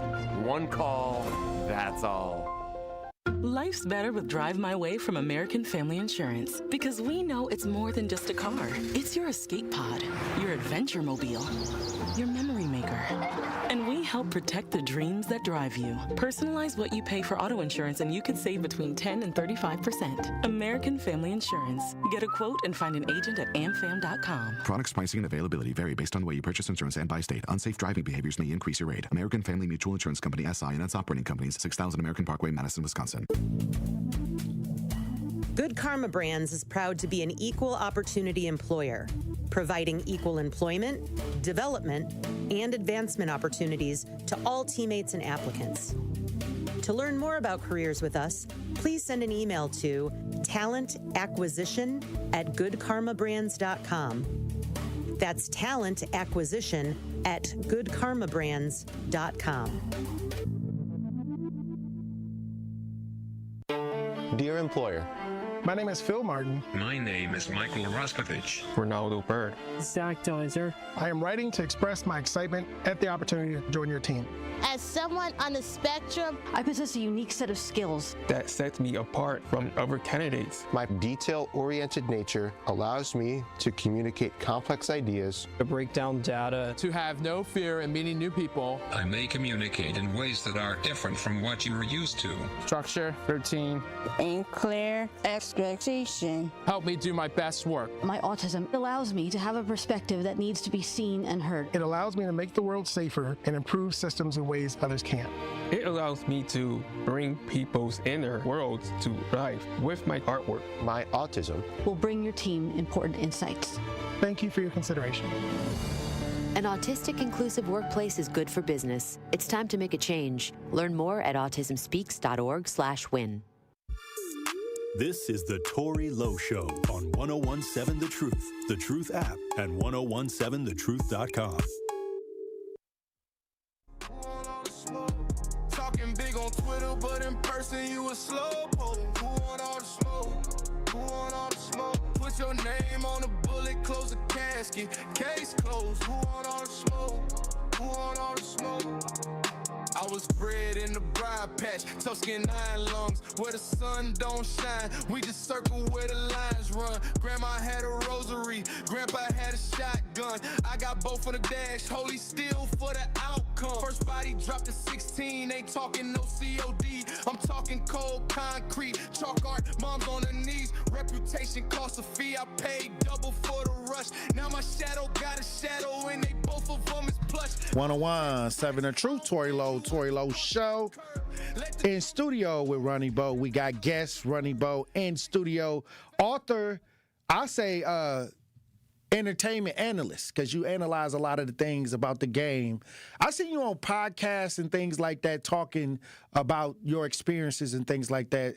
And if you want to, I think it was the Blue Couch. I think that what was that? The Art of Dialogue? Is that what podcast was that? You talking about Real Life Street Stars? Yeah, Real Life Street Stars. That's the one. Many times, like when we have street stories, they don't make it to the mainstream. You know what I mean? And what you're talking about with R. Kelly is from your personal interactions with R. Kelly. Mm-hmm. Like you did time at the same time as R. Kelly, and many times like those conversations don't make it out to the mainstream. Mm-hmm. Many times we get the criminal report. Yeah. Yeah. You know what I mean? So thank you for just bringing your experience onto the Tory Lowe Show today. Once again, we in the studio with Ronnie Bowe, Milwaukee native, 10th and Burleigh in the studio, author. Before we went to break, we was talking about R. Kelly's relationship with Aaliyah.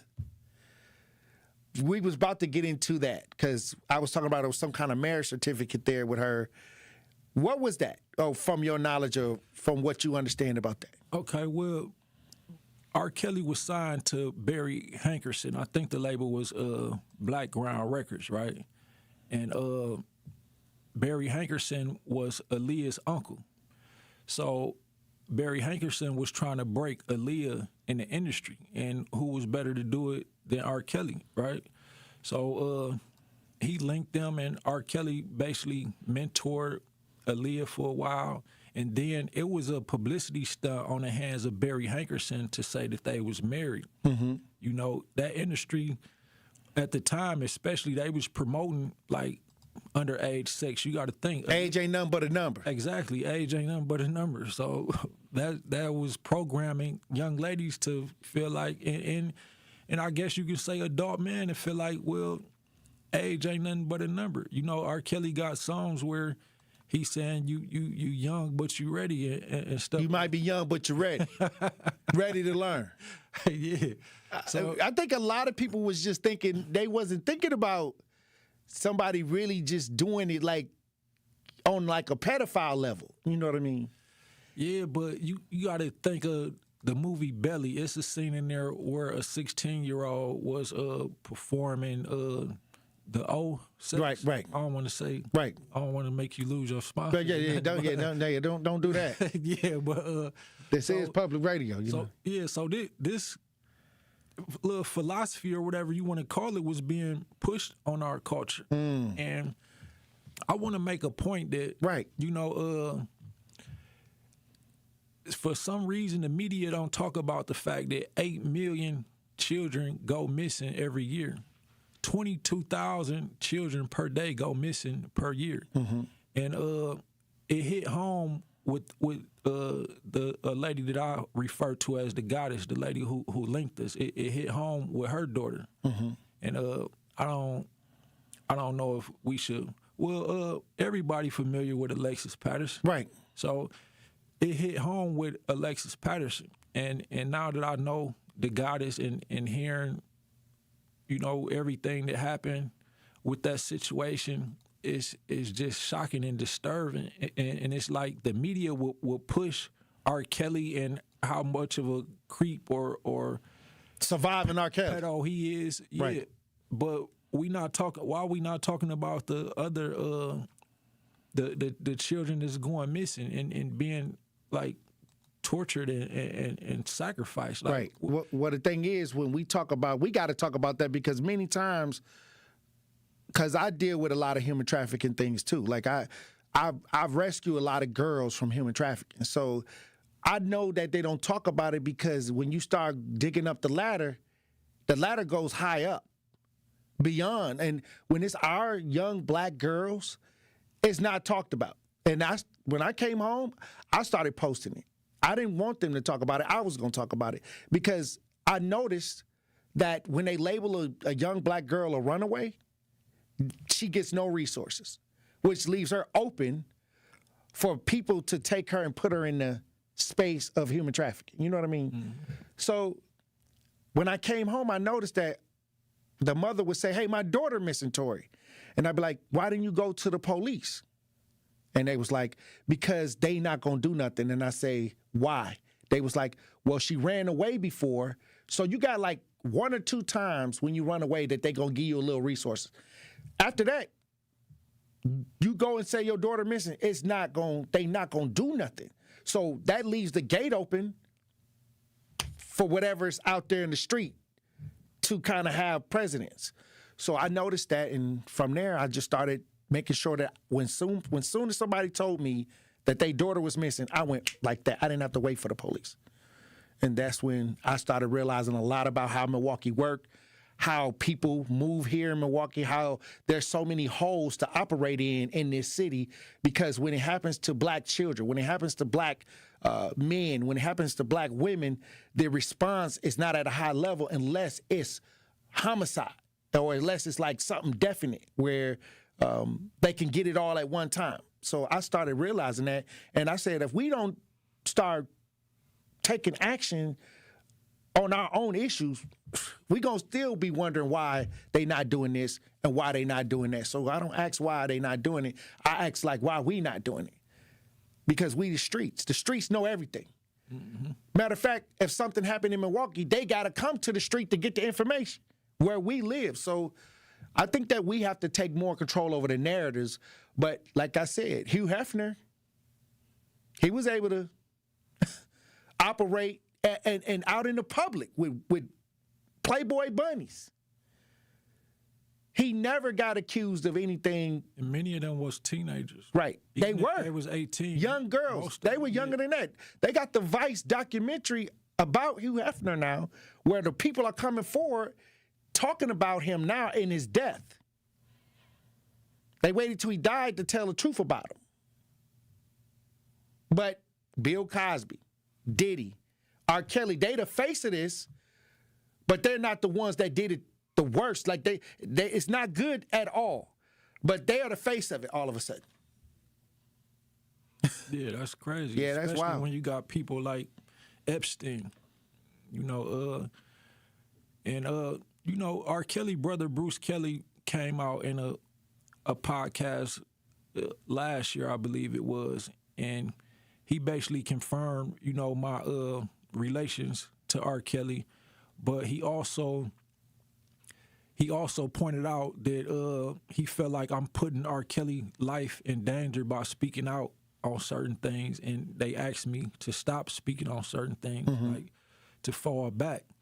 But I think I'm actually helping R. Kelly more than hurting him or putting his life in danger, because certain things need to be spoken about. Like before me, all you heard about was surviving R. Kelly and how much of a creep he is. But now, you got somebody who done had sit-downs with the man and giving the media and the public a different perspective of R. Kelly.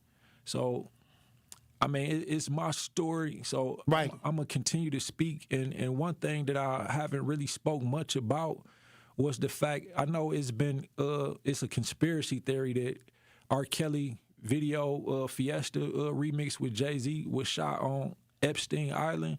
And according to R. Kelly, I guess I'm supposed to keep that a secret, but that was actually confirmed. And, people like Epstein, it's people like real creeps, worse creeps than R. Kelly, who actually pay people to bring underage girls to them. And they seen R. Kelly influence, whether people want to admit it or not, especially in this culture. Every female wanted R. Kelly about 20 years ago, or even 30 years ago in the 90s when he had all these hits, the Pied Piper. Yeah, they all wanted a piece of R. Kelly. And so creeps like Epstein, seeing that, wanted to use people like R. Kelly to draw in these young females and bring them to islands and stuff like that. And R. Kelly, despite what people think about him, he didn't want to be a part of that agenda. And that's the main reason why they targeted him. And I won't say the main reason, because a lot of then he want his royalties. Yeah, that's another factor. A huge factor was the fact that they didn't want him Gaining his publishing. To touch that $1.2 billion that he worth. And it's crazy, bro. Being locked up with R. Kelly, you would think he would be well taken care of in there, but he wasn't. You know, the most he had on his books was like $20,000, and then they just took all that off his books in one day from out of nowhere. And from there, you know, he was struggling. You know, he barely had support. He probably had literally like one or two people that was actually there for him who he can call and that was still there supporting him. His girlfriend, I believe it's his fiance now, the young lady, she was coming up there every day. In MCC Chicago, it's not like being in Milwaukee County or MSDF here. You know, here you can't see out the windows. Where we was locked up at in the Metropolitan Correctional Center of Chicago, to be exact, you can see outside the window, right? And it's like parking structures. You know, MCC Chicago is a skyscraper, so it's like parking structures right next to the building, and people's family, friends, girlfriends come there and, you know, wave. You can see them outside the window. So she was coming outside to do that to see him every day, but she didn't have money to, like, support him financially. Like, she was... So you saying he's broke? Yeah, like, broke. Well, look, when we come back, we got Ronnie Bowe, Milwaukee's own, in studio, author, entertainment analyst in the studio. When we come back, we'll have more discussion. Truth Nation, stay locked in.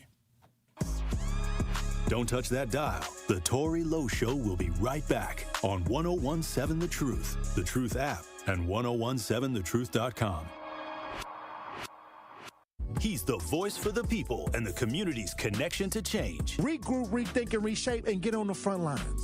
It's only to your benefit. I always tell people, you helping the overall ideal of a better community, it actually helps you out. It helps you out. It helps your family out. It's time. Do not bring that reactionary attitude into the new year. This is the best time to start fresh. This is the plot. They plot this out, and it's been going on for years. This is normal. This is the way it is. This is where we are right now. It's all buddy-buddy. And if you're not a part of the friend situation, you're not getting in. They don't want nobody getting in and seeing where the messy. That's why I'll never get in. Because they know I'm not going to play around about my community. They know I'm not going to sit in no meetings and see y'all shucking and jiving and sniggling and giggling and not say nothing about it. I'm going to tell you to shut up. The Tory Lowe Show, weekdays from 1 to 4 p.m. Live on YouTube and right here on 1017 The Truth. You served behind the desk. You served in combat. You did 4 years and got out. You were drafted. You gave 20 years. You gave exactly what your country needed. And so did you. When you raised your hand and swore an oath to your country, when you put your name on a dotted line, you became part of only 1% of Americans who did the same. You are a veteran. You are a veteran. You are a veteran. Because no matter when, where, or how you served, you made a sacrifice for your country, and you deserve support. If you're struggling with life after service, don't wait. Reach out. Reach out to a loved one, to a fellow veteran, to VA. Find resources at va.gov/reach. Brought to you by the United States Department of Veterans Affairs and the Ad Council. We asked parents who adopted teens to share their journey. There are many times I thought, I can't do this. I mean, what parent isn't worried about? What am I not doing right? What am I not doing enough?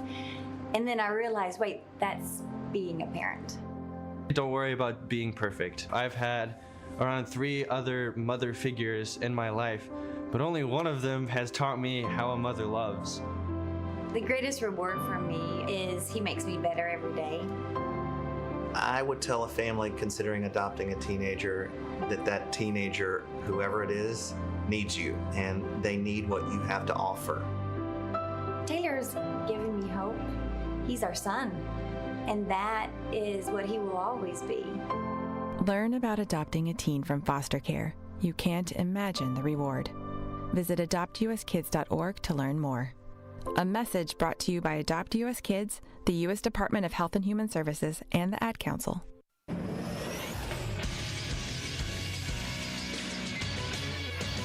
This Associated Bank Sports Center update on 101.7 The Truth is powered by ESPN Milwaukee. I'm Andrew Zimmel.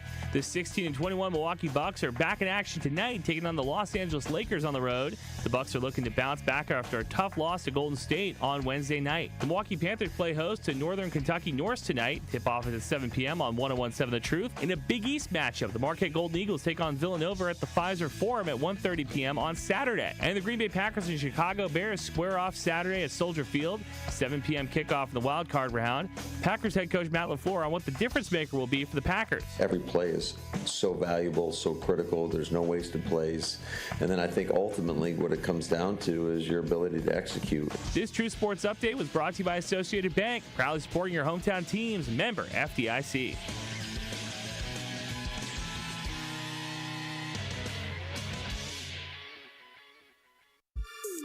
This is the Tory Lowe Show on 101.7 The Truth, The Truth app, and 1017thetruth.com.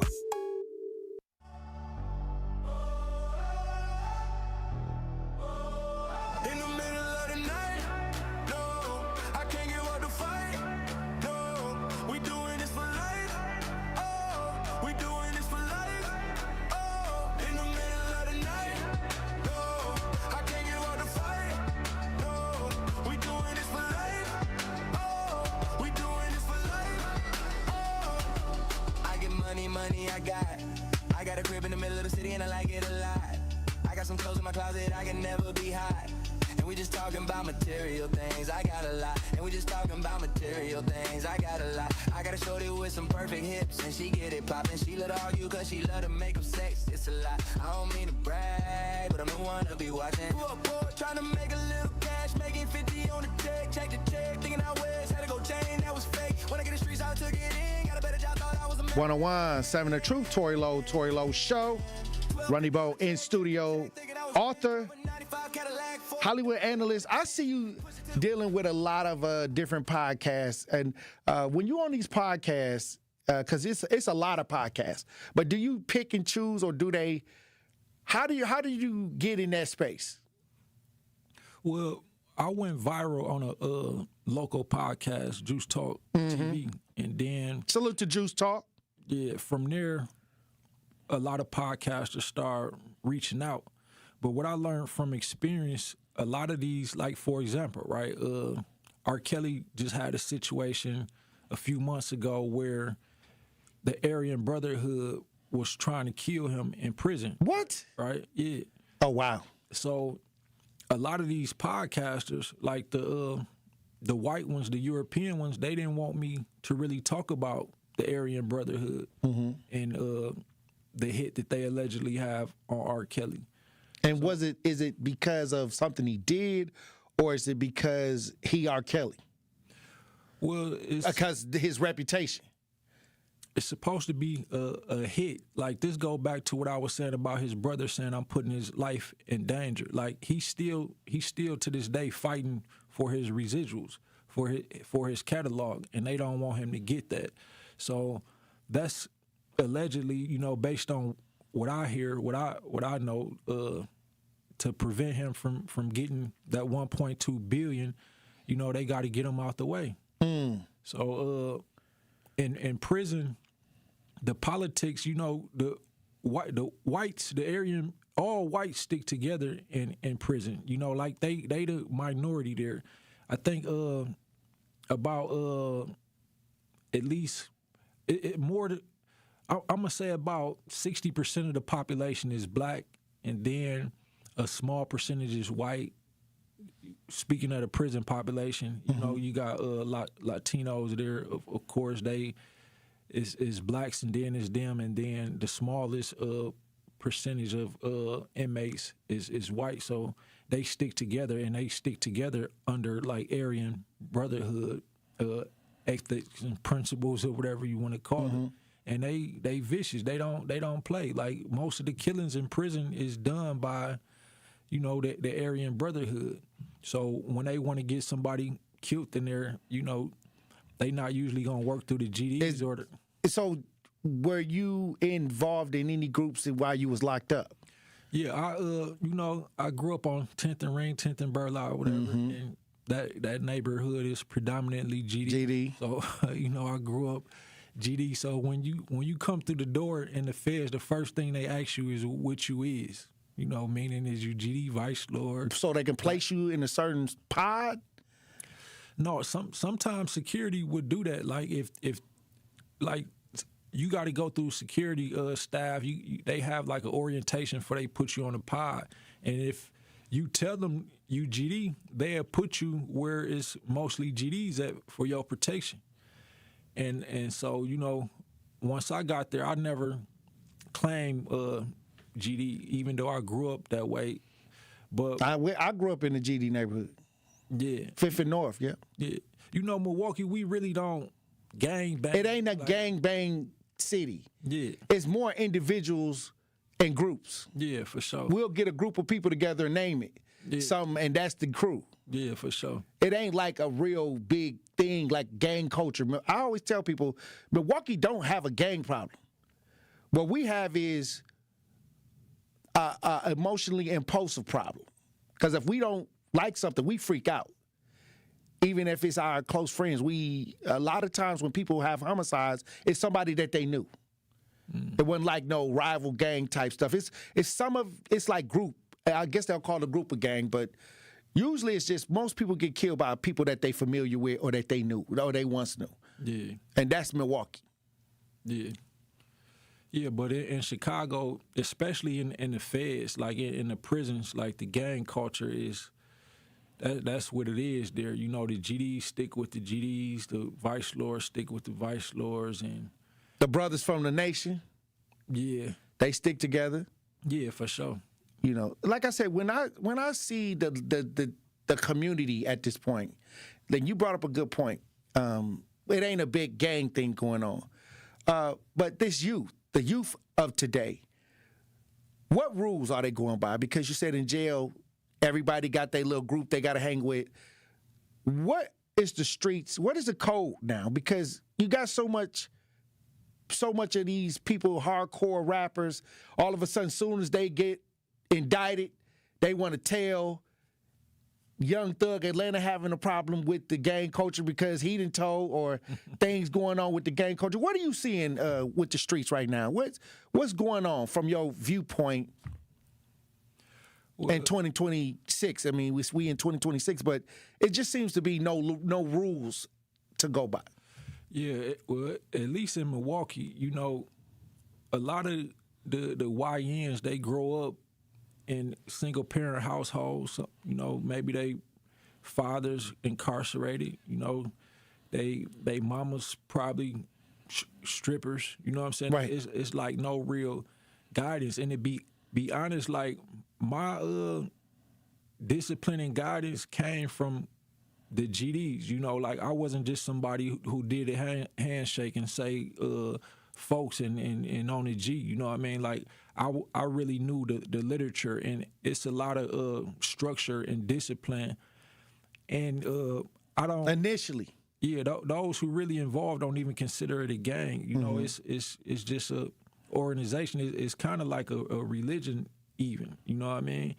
And if people really live by the actual principles that were set forth by the Honorable Chairman Larry Hoover, then people would live way more respectful. Like even like in the feds, it's a lot of respect in there, like to prevent riots and conflict, because people want to get on the phone, people want to be able to go to visits. You don't want to be in what they call the shoe or the hole or whatever. So if Larry Hoover got out, do you think the streets would listen to him at this point?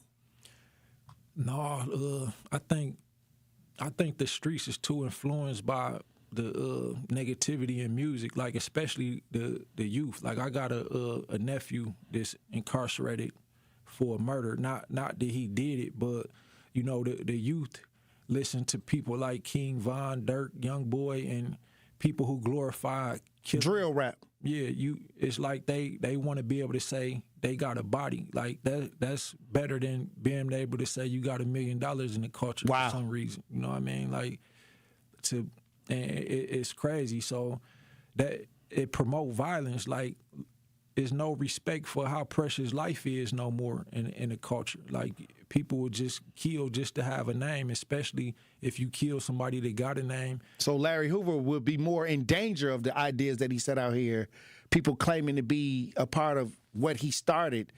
If he came home, somebody might try to, put his head on the wall. You know what I mean? Try to get that strike to say I did that.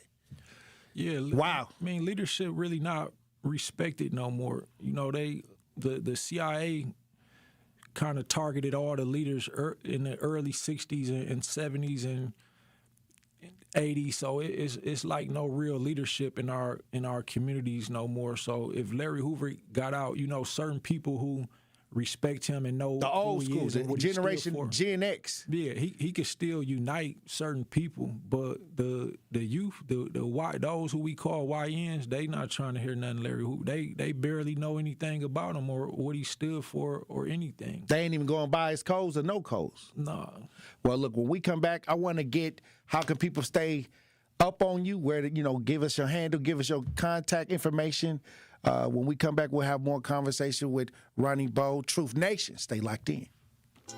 More of the Tory Lowe Show is next on 1017 The Truth app, and 1017thetruth.com. On Friday night, the Milwaukee Panthers return home to host conference foe, the North Kentucky Norse. Draws a double, kick out to the wing. Aguilar contested three, and he buries it. The Panthers are down by 3. D'Lo reattacking in the paint, fades, fires, drops it in. The Panthers have pulled within 6. Scott Warris has the coverage Friday starting at 7:30 on 1017 The Truth and the Milwaukee Panthers Sports Network from Learfield. Tip-off happens at 8 o'clock. Life's better with American Family Insurance because we know you love working weekends. If it means working on your dream home, both inside and out.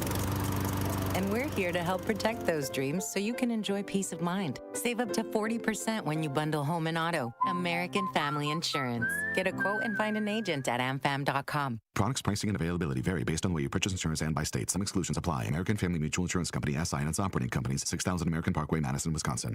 Skilled trade workers are the backbone of every community, and also the Army National Guard. Soldiers trained to keep the power flowing, engines running, and in every other trade needed to accomplish the mission. These soldiers are on the fast track to learning skills that can set them up for success at home with companies looking to hire the best. Their resumes are being built through their paid training and part-time service. Find out how you too can learn a trade profession by visiting NationalGuard.com. Sponsored by the Wisconsin Army National Guard. Aired by the Wisconsin Broadcasters Association and this station. Dad's going to be far side. Good. What should I do with my dress? Do the wiggles. The slate's coming in. What does it feel like when you're down or having a bad day? It feels sad, like you just don't want to do anything. All my little emotions in my head is just running crazy. I don't know what to do. As a teacher or coach, do you ever feel overwhelmed supporting kids' mental health? I had never experienced players being so down that they can't even participate. He's just in tears in the huddle. I didn't know what to do. Teachers need tons of help. Kids Mental Health Foundation offers educational materials to help guide conversations with our students. It's so important that we are constantly educating ourselves. It's the same as the CPR class to me. We're trying to save a life here. The Kids Mental Health Foundation has free tools and information developed by experts because kids' mental health starts with all of us. Scan the QR code or check out kidsmentalhealthfoundation.org to get started. Prizes, exclusive experiences, even cash money. You want it? We've got it. Find a list of all contests and official rules by visiting truthcontests.com. That's truthcontests.com. Happy kids heal faster, and that's why Starlight is dedicated to improving the mental well-being of sick kids across the U.S. Learn how at starlight.org. Hurt by a truck? Call Gruber. Another powerful conversation with Ronnie Bowe, Milwaukee native, author, Hollywood analyst. He did time with R. Kelly. He knows a lot about the street culture, and I'm happy that you came in because, like I said, sometimes we got to have these conversations, these real conversations, and you're just talking your experience, like what you seen, what you heard, what you had to deal with, and I appreciate you bringing that onto the platform. Because many times we don't get that street conversation. We get political conversations, we get trauma conversations, we get resource conversations, but we don't get that 10th and Burlock conversation. Mm-hmm. So I appreciate you for that. And you're an author, too. So how can people keep up with you, with your books, with what you're trying to do? Well, you know what I've been doing lately is I've been giving out one of my personal cell phone numbers on platforms, because every time I go viral on a platform like Facebook or Instagram, like, they keep taking my pages. So sometimes I even set up ghost pages that's not in Ronnie Bo's name. Mm-hmm. So I want to send a message to those who are incarcerated. You know, anybody who contact me who incarcerated, I'll send you a free copy of my book, The Trap Scriptures. You can reach me at 414-810-9090. And anybody who knows somebody that's incarcerated, whether it's your brother, your baby daddy, your father, or whatever, I want to reach out to those who incarcerated, because they forgotten about. And I know, because I did 10 years of my life incarcerated, and I was forgotten about, you know, even from people who I took care of. And a lot of people that's incarcerated, especially the non-violent inmates, like, that's locked up for drug cases, you know, most of them locked up for just trying to provide and, you know, take care of themselves, their family, and their kids. They probably didn't know another way. They probably didn't have a father or a friend they could teach them real estate or how to, you know, get a trade and do things the right way. So, you know, it's tempting to sell drugs, because you can make a lot of money quick, but it's a lot of good people that's locked up for selling drugs. And the way the government's set up, like I explained, it's 8 million kids go missing per year, and it's more operations and investigations on young black men who sell drugs than it is those who kidnapping and molesting kids. So I want to reach out to them and empower them. And again, the number is 414-810-9090. And anybody else in the community that reach out, I'm giving out free ebooks. I could text it to you. I could email it to you. Other than that, just like Google Ronnie Bo, you know, or type in Ronnie Bo on YouTube, Facebook. I still have new pages that I created on Facebook and Instagram. Just look up Ronnie Bo, and you know. I'm gonna give you the last words, because many times we have these conversations and we talk about a lot of different things, but I want to give you the last words. What do you want the people listening to know?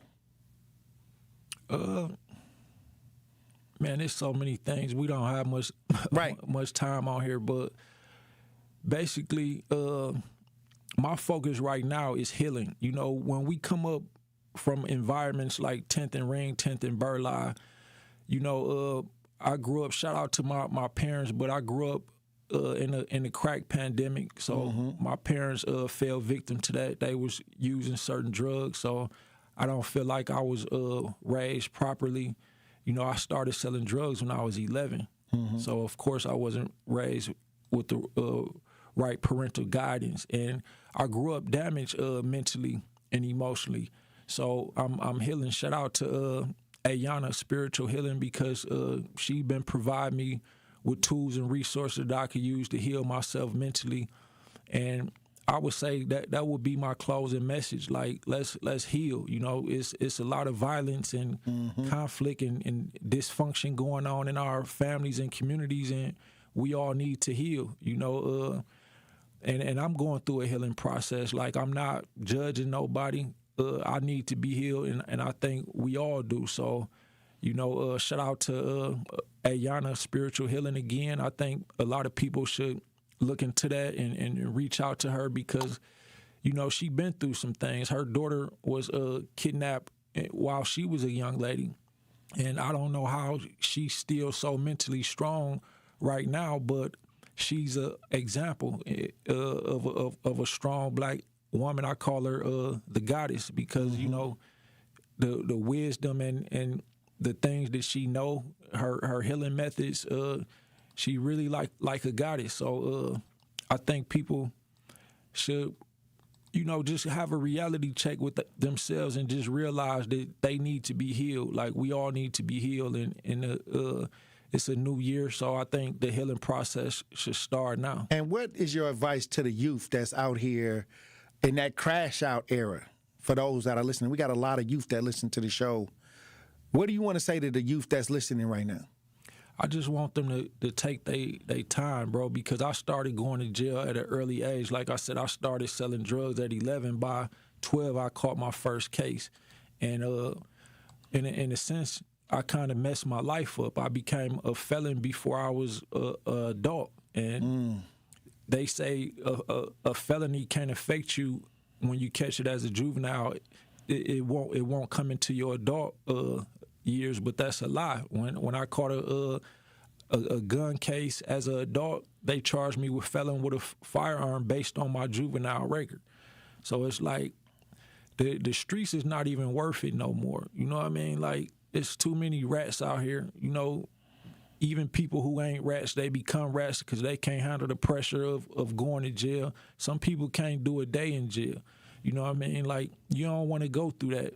I've been through it. I don't want to see no other young black man go through that. So I would say be patient and just find other things to do than to get involved in the streets. And I know it's so easy because, in our culture, in our environment, it's not really no love. It's not a lot of real community activities to keep them busy and productive. But just, it's so many other things that we can do in the world other than get involved in the streets and sell drugs and rob people. So, yeah, and if you don't have no guidance, if you know how to read my books, look up Ronnie Ball on Amazon or Barnes & Noble. It's a lot of knowledge and wisdom. Especially being from Milwaukee. Yeah. You can relate to it. Yeah, for sure. That's powerful. Hey, look, we appreciate you for coming in. And like I said, keep me up to date on what you're doing, because I want to make sure we keep continuing to have these real conversations as we go through 2026. A lot of these young kids, like you said, and that we know that, they not abiding by no rules. They moving on their own frequency, and we have to make sure that we insert ourselves as the new elders in the community and try to at least get them in a space where we can have the healing to take place. We got to heal the village in 2026. For sure. Thanks for having me, bro. Hey, no problem. Hey, look, when we come back, Truth Nation, we'll have more conversation. Thank you, Ronnie Bo, for stopping through. Milwaukee native, 10th and Burleigh, author, analyst. I appreciate you. Much love and respect. All right. Truth Nation, stay locked in. Coming with straight truth. If you acted up, if you were out here doing any kind of foolishness or just something that people know would make your family's name look bad, your neighbor from down the street, if they see the son or daughter, be like, what are you doing? They gonna call you out. They gonna let you know that they saw you. And then they gonna tell you, come here. Now, I'm gonna tell your daddy. That part. There are a lot of times when people are new to an area, they don't know where to plug in. And anybody who plugs in the 101.7 The Truth and listen to you and Dame and Truth Nation would know that there is a significant public outcry when violence happens in our community. Don't worry about the outcry if you're not listening to the right people. So I would encourage her to tune in to 101.7 The Truth and listen to you guys, Denise Thomas, Dr. Ken Harris, Tory Lowe, and definitely Sherwin Hughes every day. Watch all your favorite 101.7 The Truth shows by subscribing to 101.7 The Truth on YouTube. I'm Angela Bassett. As a first responder on screen, I know what it means to act fast in an emergency. In real life, the same urgency can save lives, especially when it comes to a food allergy. For 33 million Americans, one bite can turn an ordinary meal into a life-threatening reaction. And too often, they don't have the one thing that could save them: epinephrine. But emergencies don't wait. And when a severe reaction happens, being prepared makes all the difference. Now, there's a needle-free option, a new way to carry epinephrine that makes it easier than ever to be ready. No needles, no hesitation, because when the unexpected happens, the best thing you can do is be ready. Know the risk, know the options, be ready to act. Learn more at foodallergy.org/ready-to-act. Real talent is defined by what people can do, not where they learn to do it. So by stopping at the education section of a resume, you might throw away the perfect hire. You might miss someone who has valuable skills to offer to help your business thrive right now and in the future. Because the truth is this: Skills First Hiring helps you see talent others miss, like more than 70 million stars, skilled through alternative routes. When you let their story unfold, you gain a competitive advantage, because hiring managers who start with skills are 60% more likely to find a successful hire. See the real person, complete. See what others miss. Hire skills first. Learn why it's a competitive advantage at tearthepaperceiling.org. Brought to you by Opportunity at Work and the Ad Council. Breaking news, weather, entertainment, and sports. We have it all here. This is 101.7 FM, 1510 AM WGKB Waukesha and W269DL Milwaukee, a locally owned Good Karma brand station. Justice Wisconsin, the truth, the most requested advocate in the state. 101.7 FM, the movement continues. Yeah. Milwaukee, stand up. It's Tory, Lowe, the truth. From 1 to 4, we about that action, so tap in and let's go. We want that justice, we want all the smoke. From Monday through Friday, trying to bring the city hope. Yeah. Tory, Lowe from 1 to 4, Monday through Friday, let's go. We bout that action from the block, and we ready, let's go. Tap in, and it ain't no holding back. We ready.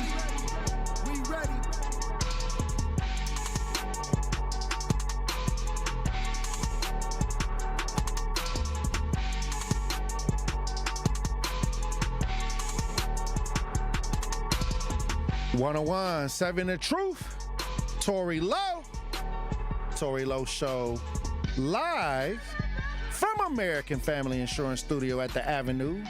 The movement continues. The marathon continues right here on 101.7 The Truth. Thank you for joining me for the third hour of the Tory Lowe Show.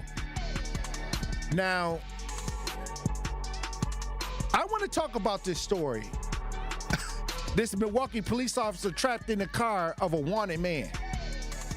This story is something that I seen online, and I thought this was interesting. How did the police officer get trapped in the wanted man's car? I mean, did he? You know what? I think I saw where he had jumped through the back window or something like that, trying to avoid. He got stuck in the window or something, and he kind of slid through the window. I don't know. But if you're watching this, we broadcast live. We got the story. Milwaukee police officer stuck in the back of the car of a wanted man, trapped in the car. If you're watching this, we broadcast live. We got video on this. Let's listen. You could put this in a movie and nobody would believe it. Court Commissioner Barry Phillips all but left speechless at the accusations against Kewan Daniels. And here it is in Milwaukee, 2026. Last Friday, Milwaukee police responded to the Comfort Suites on Silver Spring looking for Daniels with warrants out for his arrest. The criminal complaint indicates an officer approached Daniels' car at the back passenger door and positioned himself behind the open door while issuing lawful orders for Daniels not to place the car into drive. Instead, they claim Daniels put the car in reverse, and the officer realized he could not keep up with the quickly reversing vehicle. And put him in a position where he had to make a decision as to whether to jump in the car to save his life or blow you away. The DA says Daniels accelerates out of the hotel parking lot heading down Silver Spring at speeds topping 90 miles per hour. The officer trapped in the car with his service weapon aimed at Daniels, ordering him to stop the car. 2 miles away near Appleton and Birch, Daniels eventually bails from the moving car, which jumps a curb and crashes into a tree. He can't get out because the child locks are on. And now he's in a moving car. His life is now in danger after saving your life. Another officer eventually arrests Daniels just down the road. Wow. And salute to the officer in this case, because he could have shot him, and he chose not to. Like the judge said, he chose, even through all of that, he chose not to shoot. I done seen people that got shot for less by a police officer. We just talked about what was going on in Minnesota. Somebody trying to get away and the officer shot her. Now you got a situation where it's a kind of where somebody's trying to flee. The officer gets caught up in the back seat. Could have shot this young man. And then another thing, when you look at the video, Andrew, play the video back. Don't have no sound. Don't add no sound. Play the video back if you watch this broadcast live. Look at the young man in the video. Look how this is how they all end up. Everybody tough until they get to court. Everybody tough until they sitting in the courtroom. This is what I never understood about people who want to get out here and act like they gorilla. Look at this. Pause it right here. Pause it, Andrew. Can you pause it right there? Pause this with the face. Look at this face. Look how he looking. I bet you when he was out there listening to NBA Youngboy going crazy in the street, like he thought he had it going on. Look at this. Look at this. This is what they look like when you go to jail. Y'all need to get y'all kids on the live stream and look when they out there being hard-headed. When they out there not listening to grown folks and breaking the law, they out there thinking it's sweet. But many times, this the face they make when they up in the courtroom. About to see their whole life go down the drain. About to see this is where all of that extra going out there, being hood, being in the streets, this how your face gonna look once they catch you. Now he crying in court, like Brother Jeff said. Now he want to cry. It's too late. You got the judge, Barry Phillips, laughing at you, telling your story, saying it could be on a Netflix document. You out there causing trauma on the community. Now you want sympathy. Now you biting your lip, looking like you about to, you pray. Like, this the face people make in church too, when they be praying. This the never would have made it face. This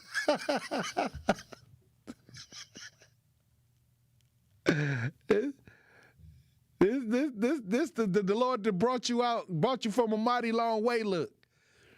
But what I'm saying is, this is the real reality from trying to live that lifestyle. This is the real reality.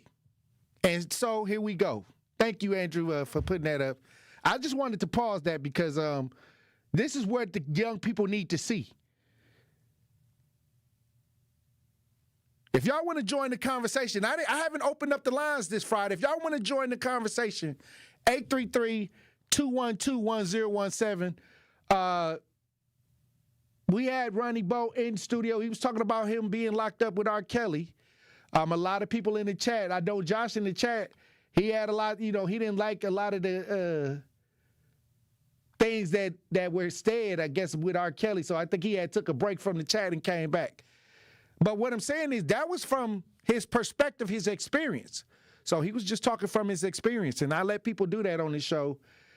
But at the same time, everybody have their own opinion about life and how they perceive it. But this is why we have conversations where we open it up for everybody to contribute to the conversation. We got Andre on the lines. How you doing, Andre? Hey, good afternoon. Blessings, brother Andre. Let me interrupt the speaker. Hey. He was talking about the young man and the face that he made and how he looks. Mm-hmm. He's getting that from somebody that looked like him, that the court commissioner. And the sad part about it, I was blessed to have what I call guardrails to keep me from falling off a cliff or going down the embankment.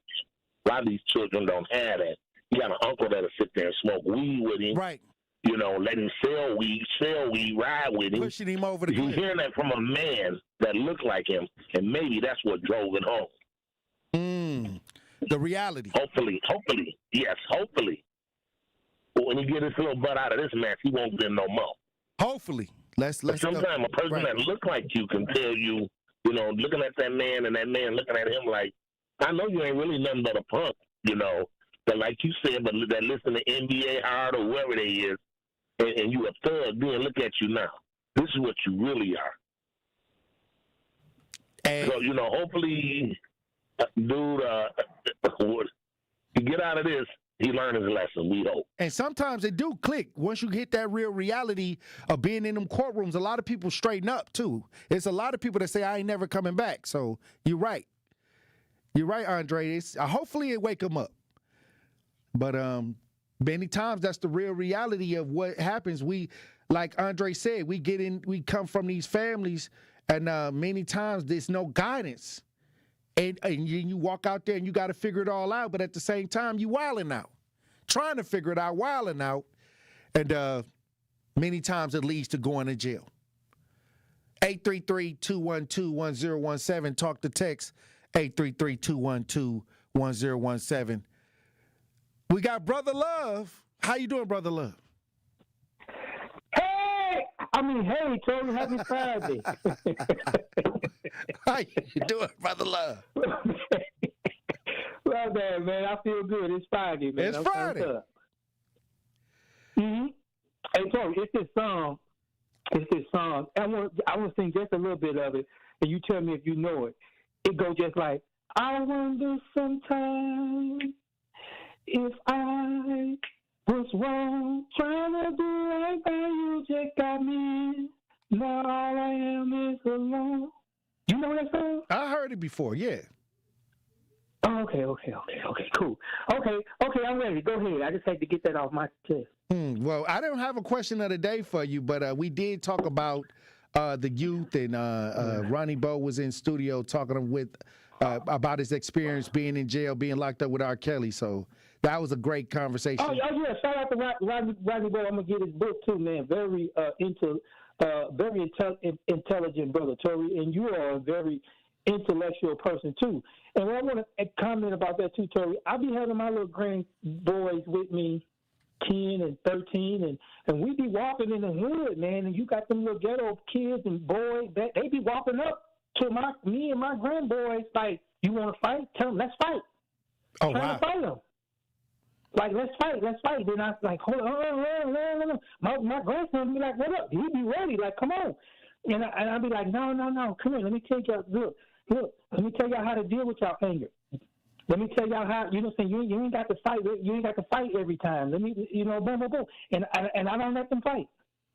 Because that's that good mentorship. Yeah. You're trying to teach them how to resolve their issues without actually getting physical, which is powerful. Yeah, because if I was teaching my grandkids, I was teaching them like, man, them little boys was tough. So I'm like, man, you know what I'm saying? You ain't, because if I would have let him fight them, he would have felt as though every time he get angry, he got to fight. But I was like, no, you ain't got to fight him every time.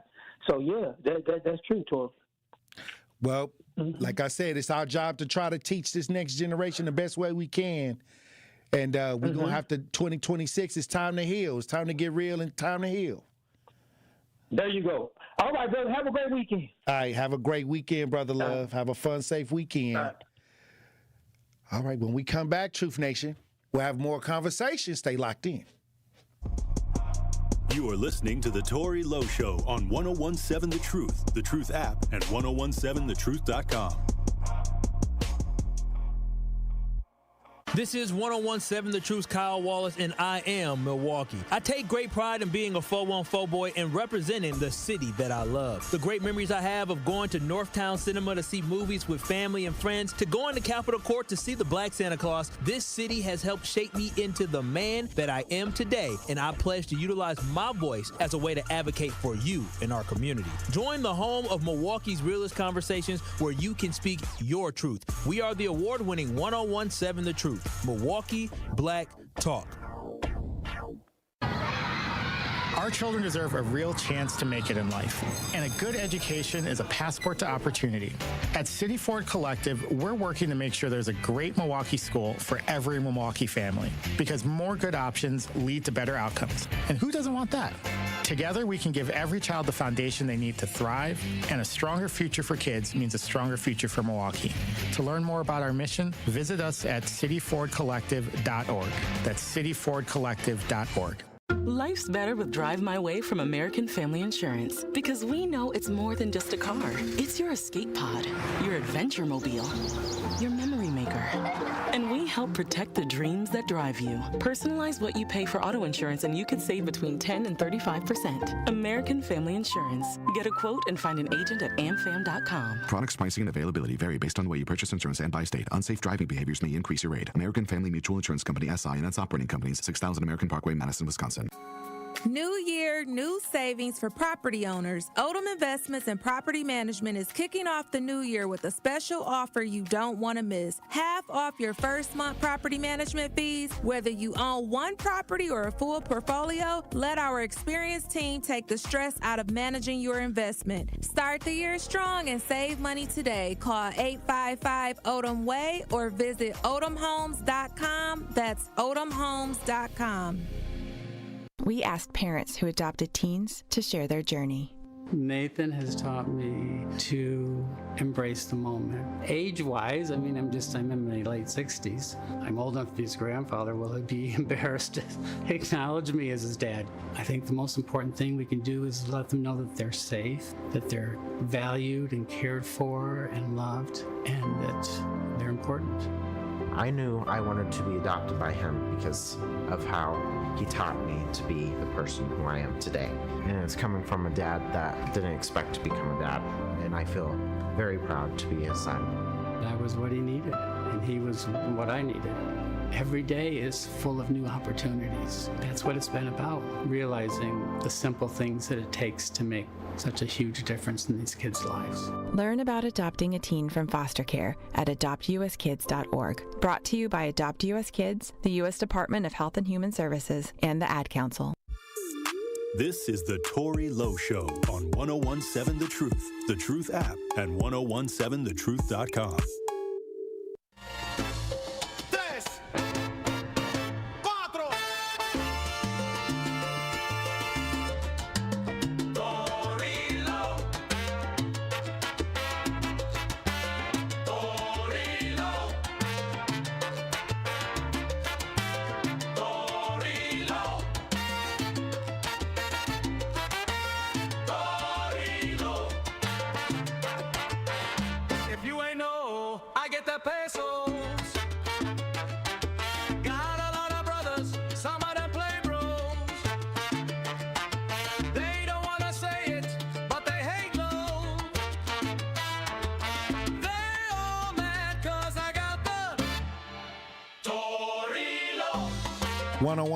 Seven The Truth, Tory Lowe Show. If you want to join us this Friday, 833-212-1017, hit us up in the chat, hit us up in the talk to text. We got Eddie on the lines. Eddie want to comment on the child crying in front of the judge. I know that ain't who I think it is. How you doing, Brother Eddie? Do you want to talk about the Waukesha teen that pled guilty to killing his mom and stepfather in Waukesha? No, I like to talk about black issues that have nothing to do with. Oh, wow. Not my business at all, but I like to cross over the line. I like to go into other lanes. There's a saying, stay in your lane. Nobody crosses against the center line on racial issues, Tory, than I do. Because I thought that, because I know you never comment on, you only comment on things and issues in the black community, but every time we have a story, because we ran this story, and you didn't call in to comment on it, and the teen killed his mother and his stepfather. Do you want me to comment? No, you don't. You didn't call in to comment in it. Go on, call it. Do what you was going to do. But I noticed you overlooked that story. I know you overlooked that story, but it's okay. You always do. Tory, the boy from Waukesha had a bad day. He's misunderstood.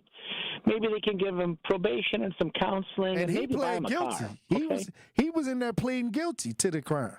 I know. He's very honest, very remorseful. I think he deserves to get out of jail, a college education, and a nice new Audi.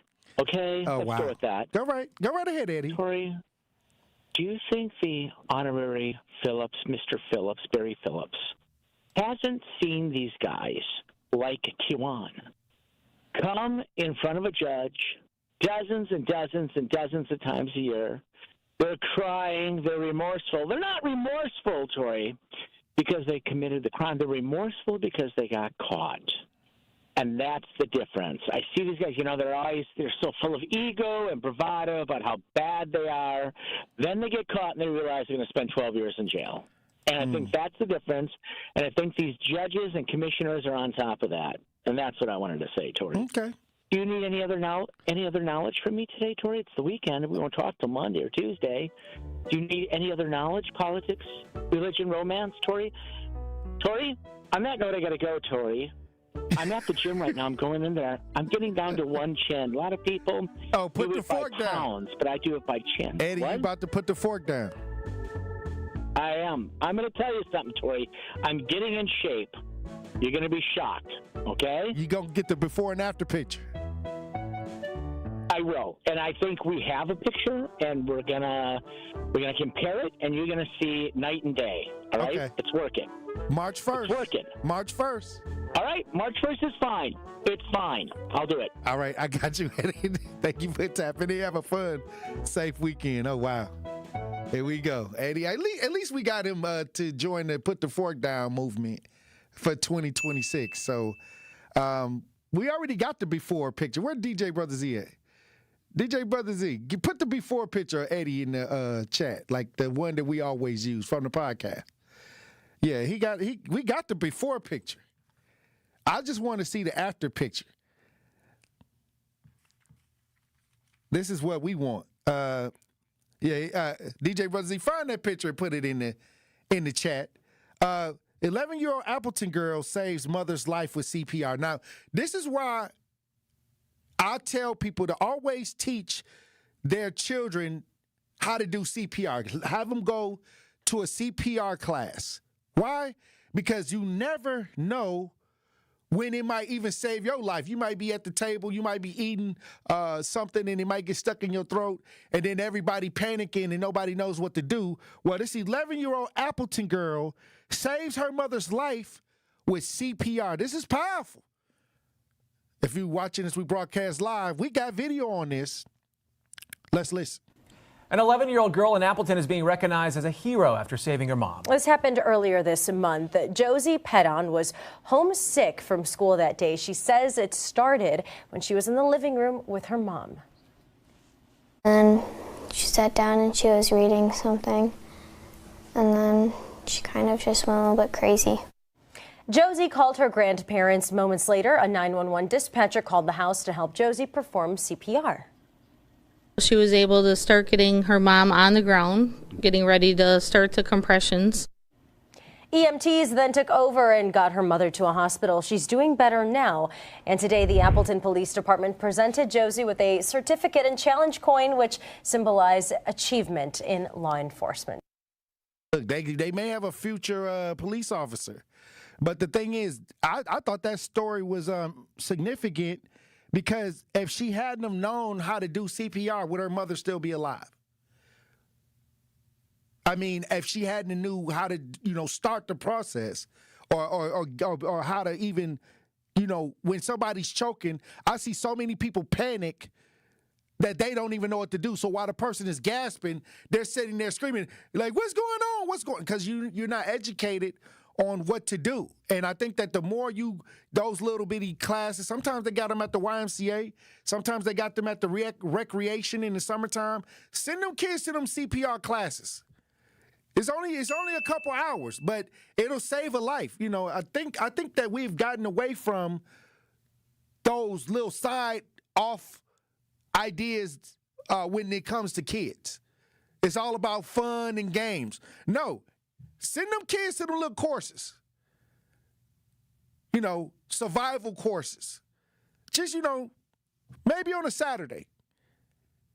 It could be at the Y. You could find them at the recreation. There's plenty of adults out here that's teaching skills, and sometimes we don't think about getting our kids involved in those skills. But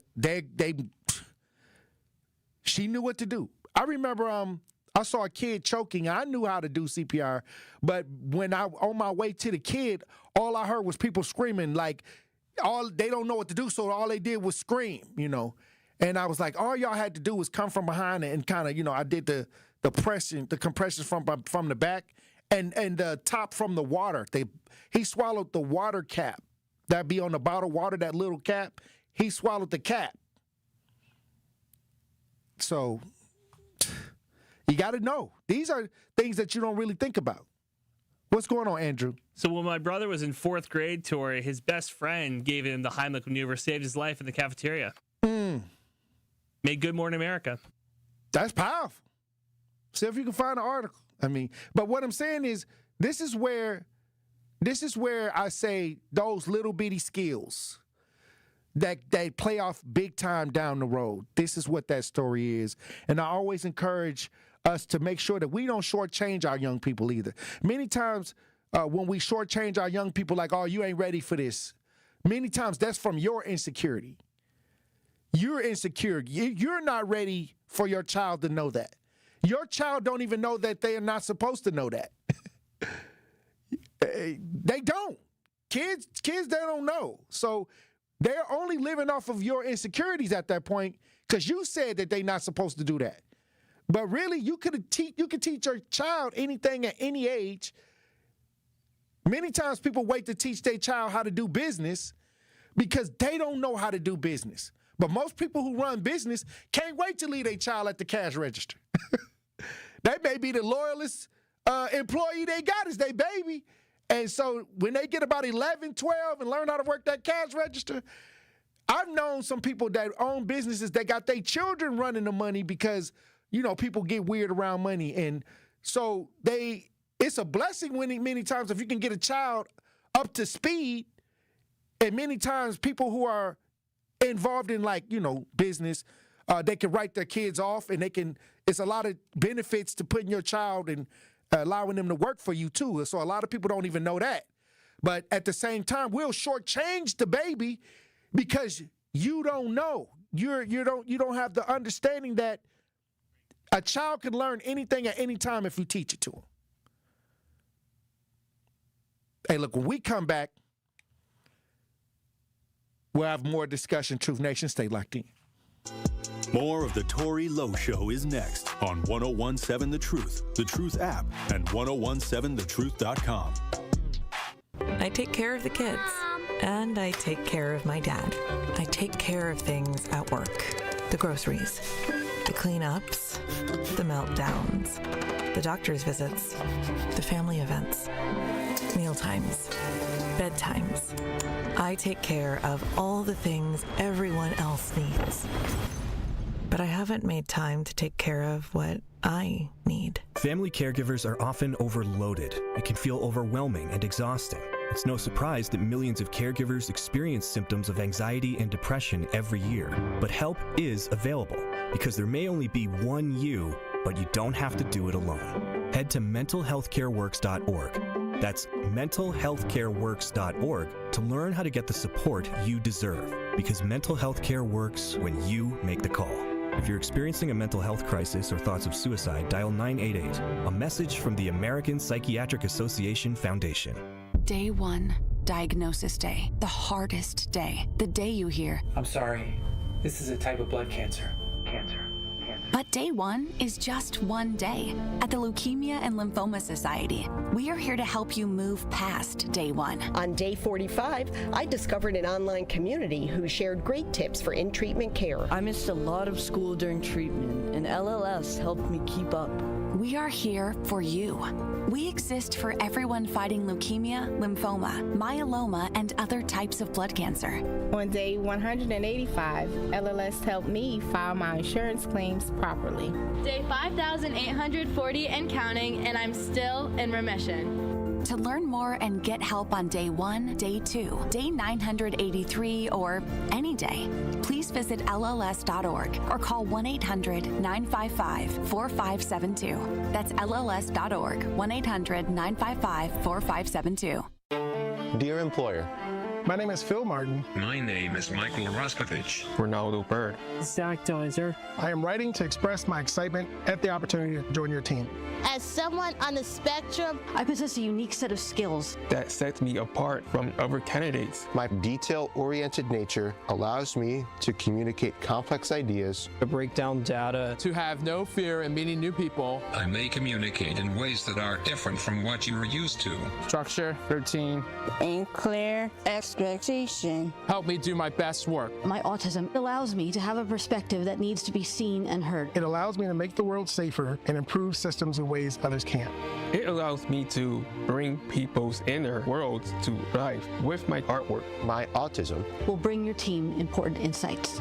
Thank you for your consideration.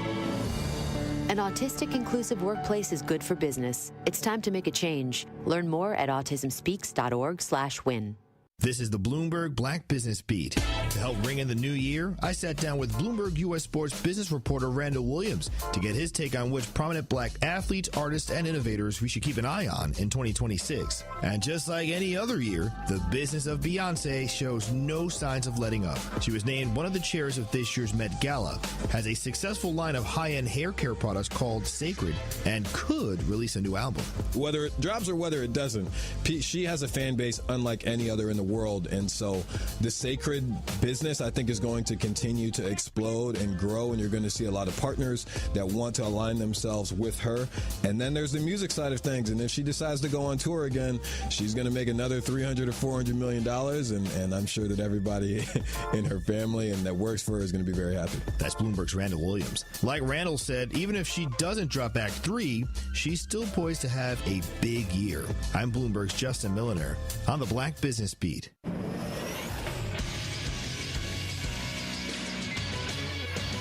This Associated Bank Sports Center update on 101.7 The Truth is powered by ESPN Milwaukee. I'm Andrew Zimmel.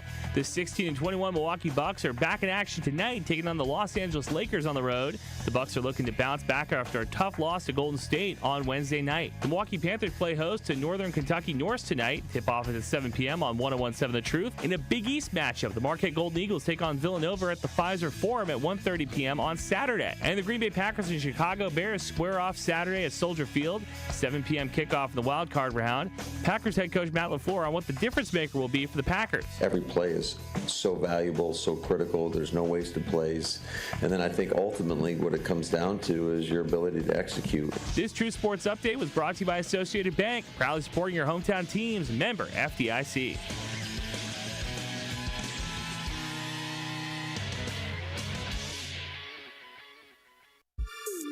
This is the Tory Lowe Show on 101.7 The Truth, The Truth app, and 1017thetruth.com.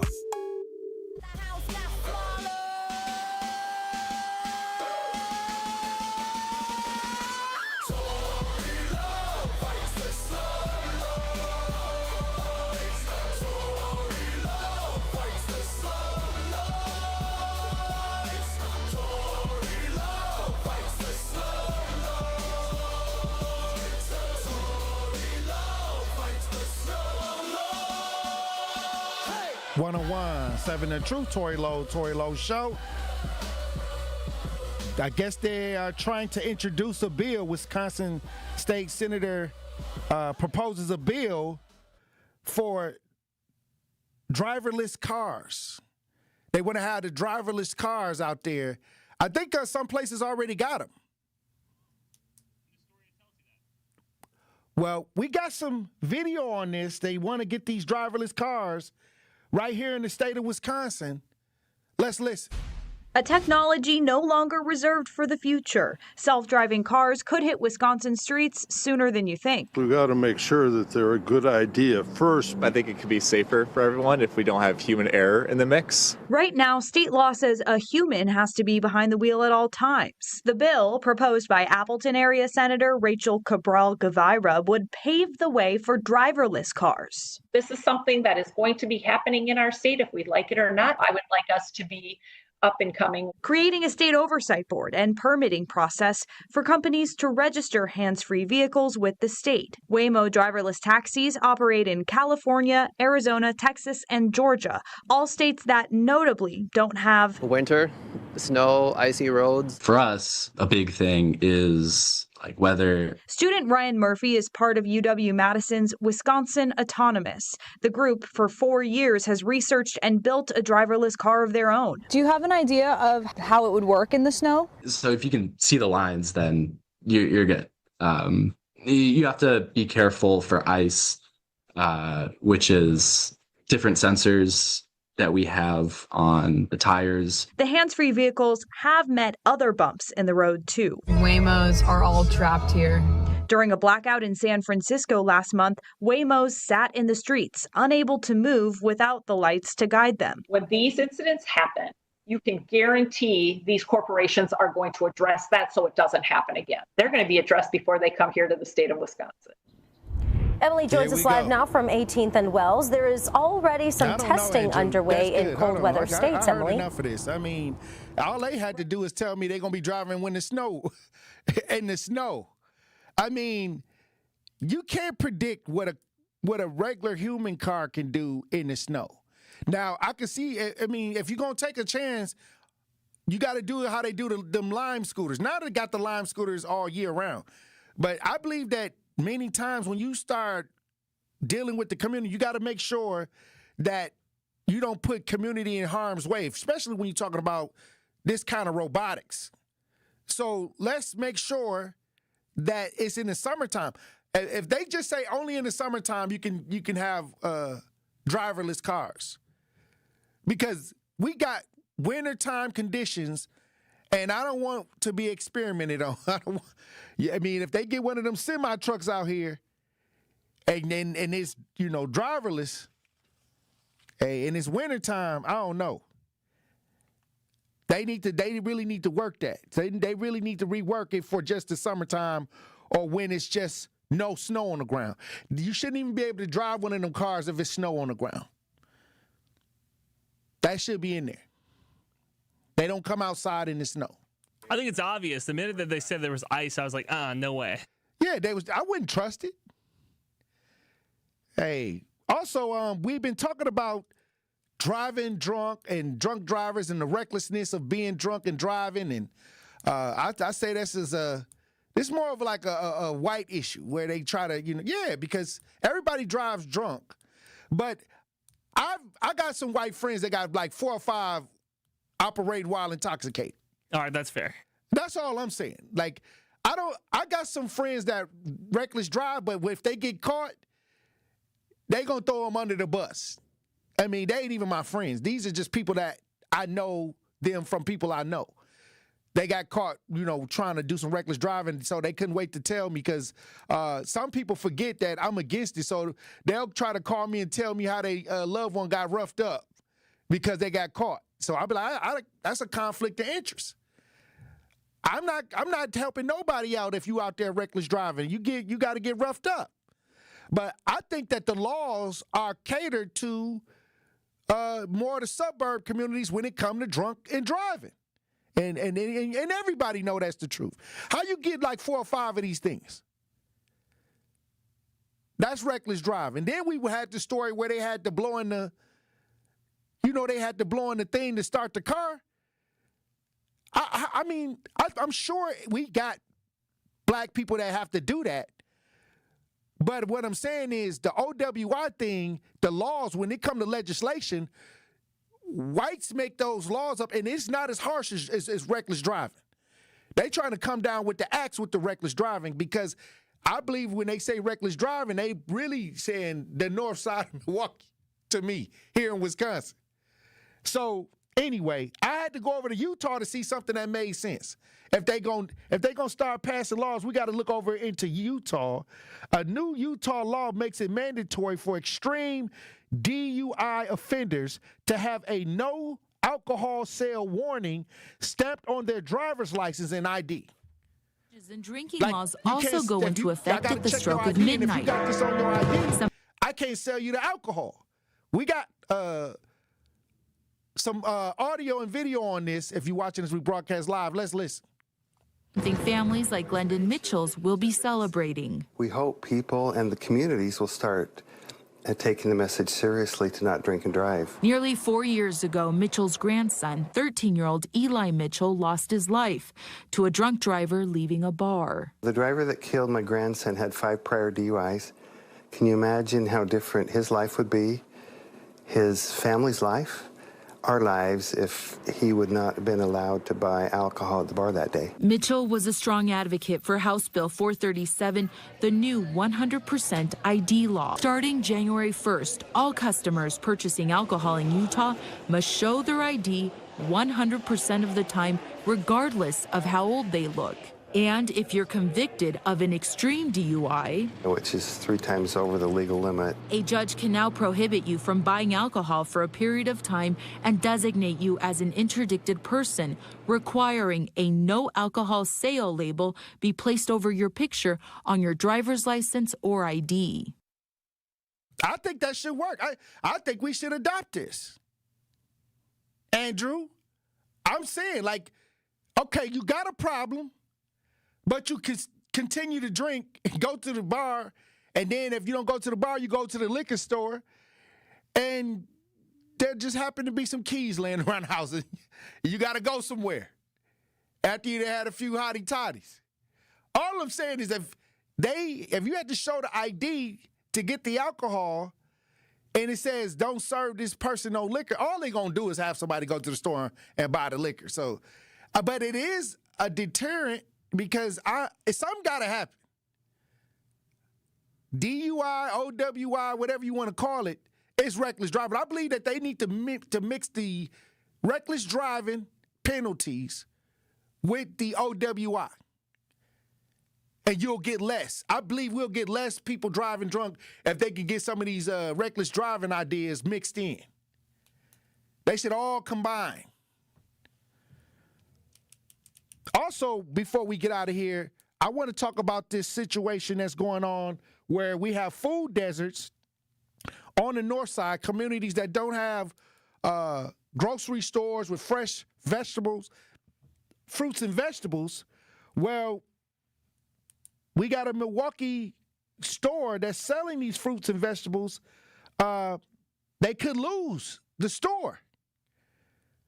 One of the stores in the community that's serving the good stuff might be on their way out.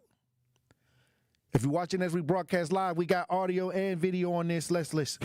Yes, Steve, like you mentioned, we're here at the Sherman Park grocery store, which has tried to offer nutritious food in the Sherman Park community for nearly 4 years, the Sherman Park community being a food desert. But this store is now facing financial hardships. The owner, Mo Wentz, tells me it's facing a tough future, possibly even closure. It's a story we've heard a lot of. Rising costs of everything has impacted this store. That, coupled with damage from August's historic flooding, the federal pause in SNAP and food share benefits, and competition with bigger sellers, has the Sherman Park grocery store finding it difficult to meet their financial obligations. Mo Wentz, the co-owner, tells me it could mean the end of his store. I asked a couple of customers what closure would mean in this neighborhood. Being that it's a black-owned business, that, I try to support our black-owned businesses. It would be a shame that they did close. Like I said, it's convenient, right on major streets. Oh, I'd be heartbroken if they close, because like I said, you come here to get those things you can't find in them other stores. So that'd be crazy. Wow. All right, look, y'all, we gotta call to action. We gotta stop by and get some stuff from the grocery store. We gotta start helping this grocery store out, the Sherman Park grocery. I'll say this: last year I found out about them because every year they give out a bunch of fresh fruits to the community, and I stopped by last year at when they was giving out all the vegetables and things like that. The farmers market, they had a huge farmers market idea where they was giving out produce to the community, and now they on the news talking about the doors might close. Sound like a call to action to me. I'm gonna need everybody to try to make a special effort to get over there to Sherman Park Grocery and just buy a few items. It may not be close by your house where you live, but if you got a car And you can go out the way for a second. Even if it's out the way, go over there, grab some stuff, support that business, support that grocery store. We are living in food deserts, and we need our fresh produce. Hey, look, when we come back, we'll have more conversation. Truth Nation, stay locked in.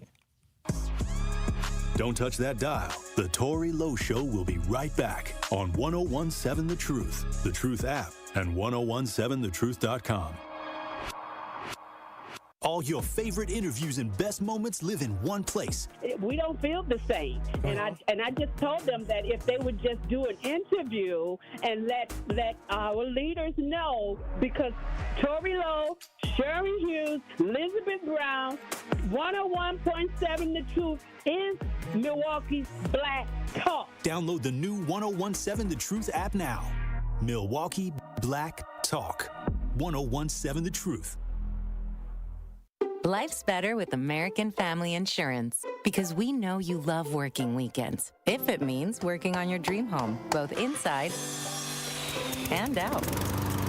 And we're here to help protect those dreams so you can enjoy peace of mind. Save up to 40% when you bundle home and auto. American Family Insurance. Get a quote and find an agent at amfam.com. Products, pricing, and availability vary based on the way you purchase insurance and by state. Some exclusions apply. American Family Mutual Insurance Company, SI, and its operating companies, 6000 American Parkway, Madison, Wisconsin. Every child deserves a school that sees their brilliance. At Milwaukee College Prep, they believe in high expectations, strong character, and academic excellence starting as early as age of 3. MCP scholars continue to outperform their peers across Milwaukee. And the best part about it all, Milwaukee College Prep is tuition free.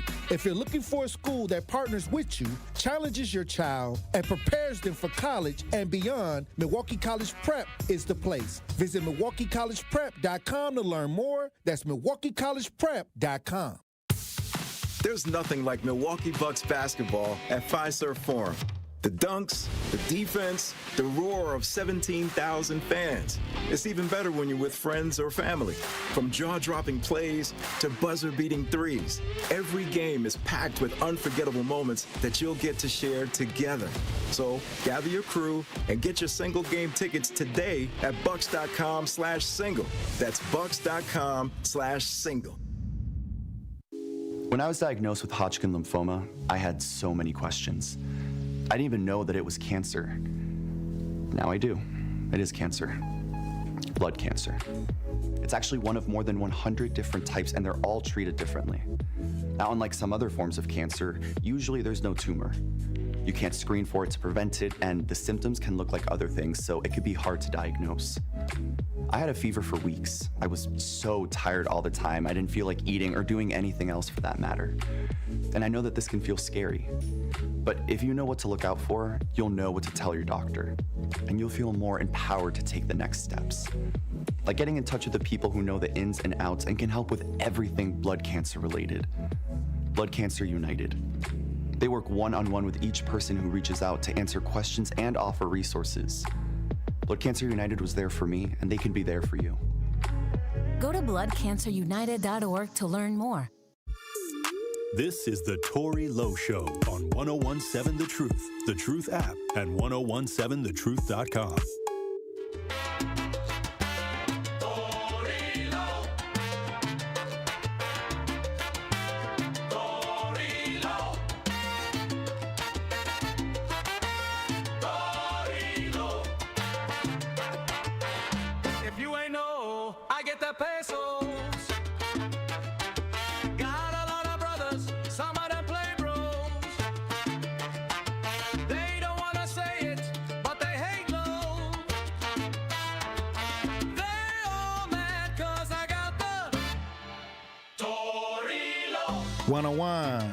Seven The Truth, Tory Lowe Show.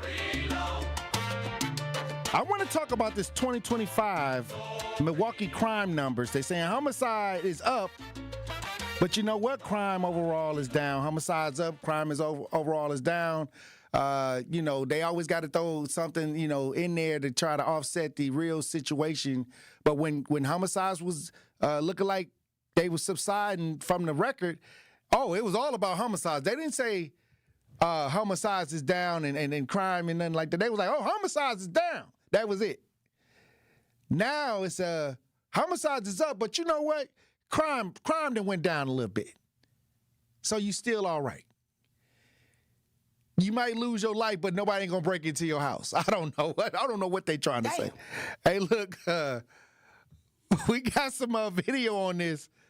If you watch as we broadcast live, let's listen. It's accountability, and it's also prevention. Thursday morning, Mayor Cavalier Johnson joined Police Chief Jeffrey Norman and other city leaders to discuss end-of-the-year crime numbers. City data shows overall crime decreased from 2024 to 2025, except homicides that saw an 8% jump. They're taking in their own hands of what they want to do in regards to their actions, breaking into vehicles, not attending school. So we need to make sure that we are being a good guidance. National data shows overall U.S. homicides dropped.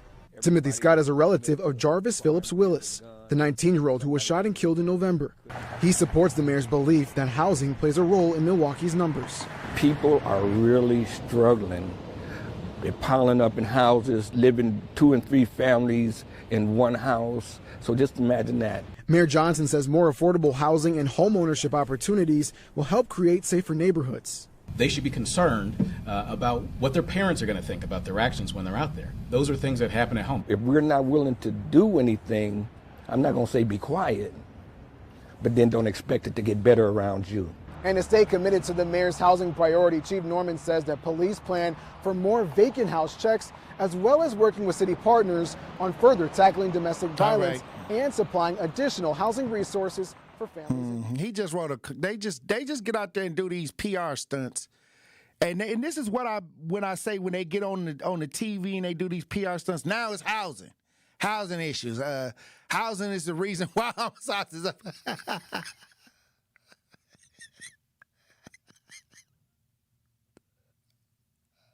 Got a house you're not going to rob, I guess. No, it's people with houses that's killing each other. Domestic violence going on. All right, okay. The truth is, they get enough money to really get out here and tackle the issue, but they misuse the funds and don't have the right people in place to really make the impact. It's all pushing the paper. It's all paperwork. Because they need this to keep going like this so they can keep getting that funding to come in. And like I've been out here for years, and they sit here on the show and we talk. They never say, hey, Tory, like, let me increase some of your ideas. We know that everybody call you. We know you got a lot of results. I got a day in the city, a day in the county. Like, they don't want that. I'm telling y'all they don't want that. But now it's housing. Now we need more housing. I mean, Milwaukee got like 90-some% renters. So what you finna give over 90% of the people a house? Stop playing. We got a low home ownership. So now you blaming it on low home ownership. I don't know. Maybe I'm misinterpreting what was going on, what they were saying. Okay. I mean, we got the most nonprofits I ain't never seen in the city of Milwaukee. All based on the problems in the community. I don't know. They got a raise, though. This is what you get when you get a $20,000 raise. Well, it's because we don't have homes. We don't have housing. Last time I seen, they putting up high rises all over the place. They done added all kinds of high rises downtown. In the neighborhoods, is Martin Luther King Library now got a high rise going on. There's a high rise off of 4th with the Holocaust Museum. I mean, stop it. Trash. But can we afford it? Is it affordable? It's in the hood. I'm just saying. It's gentrification going on. That's what I see. What they mean is we need to build more houses and make it and price fix it to where we can get gentrification cracking off. Because I see buildings being built.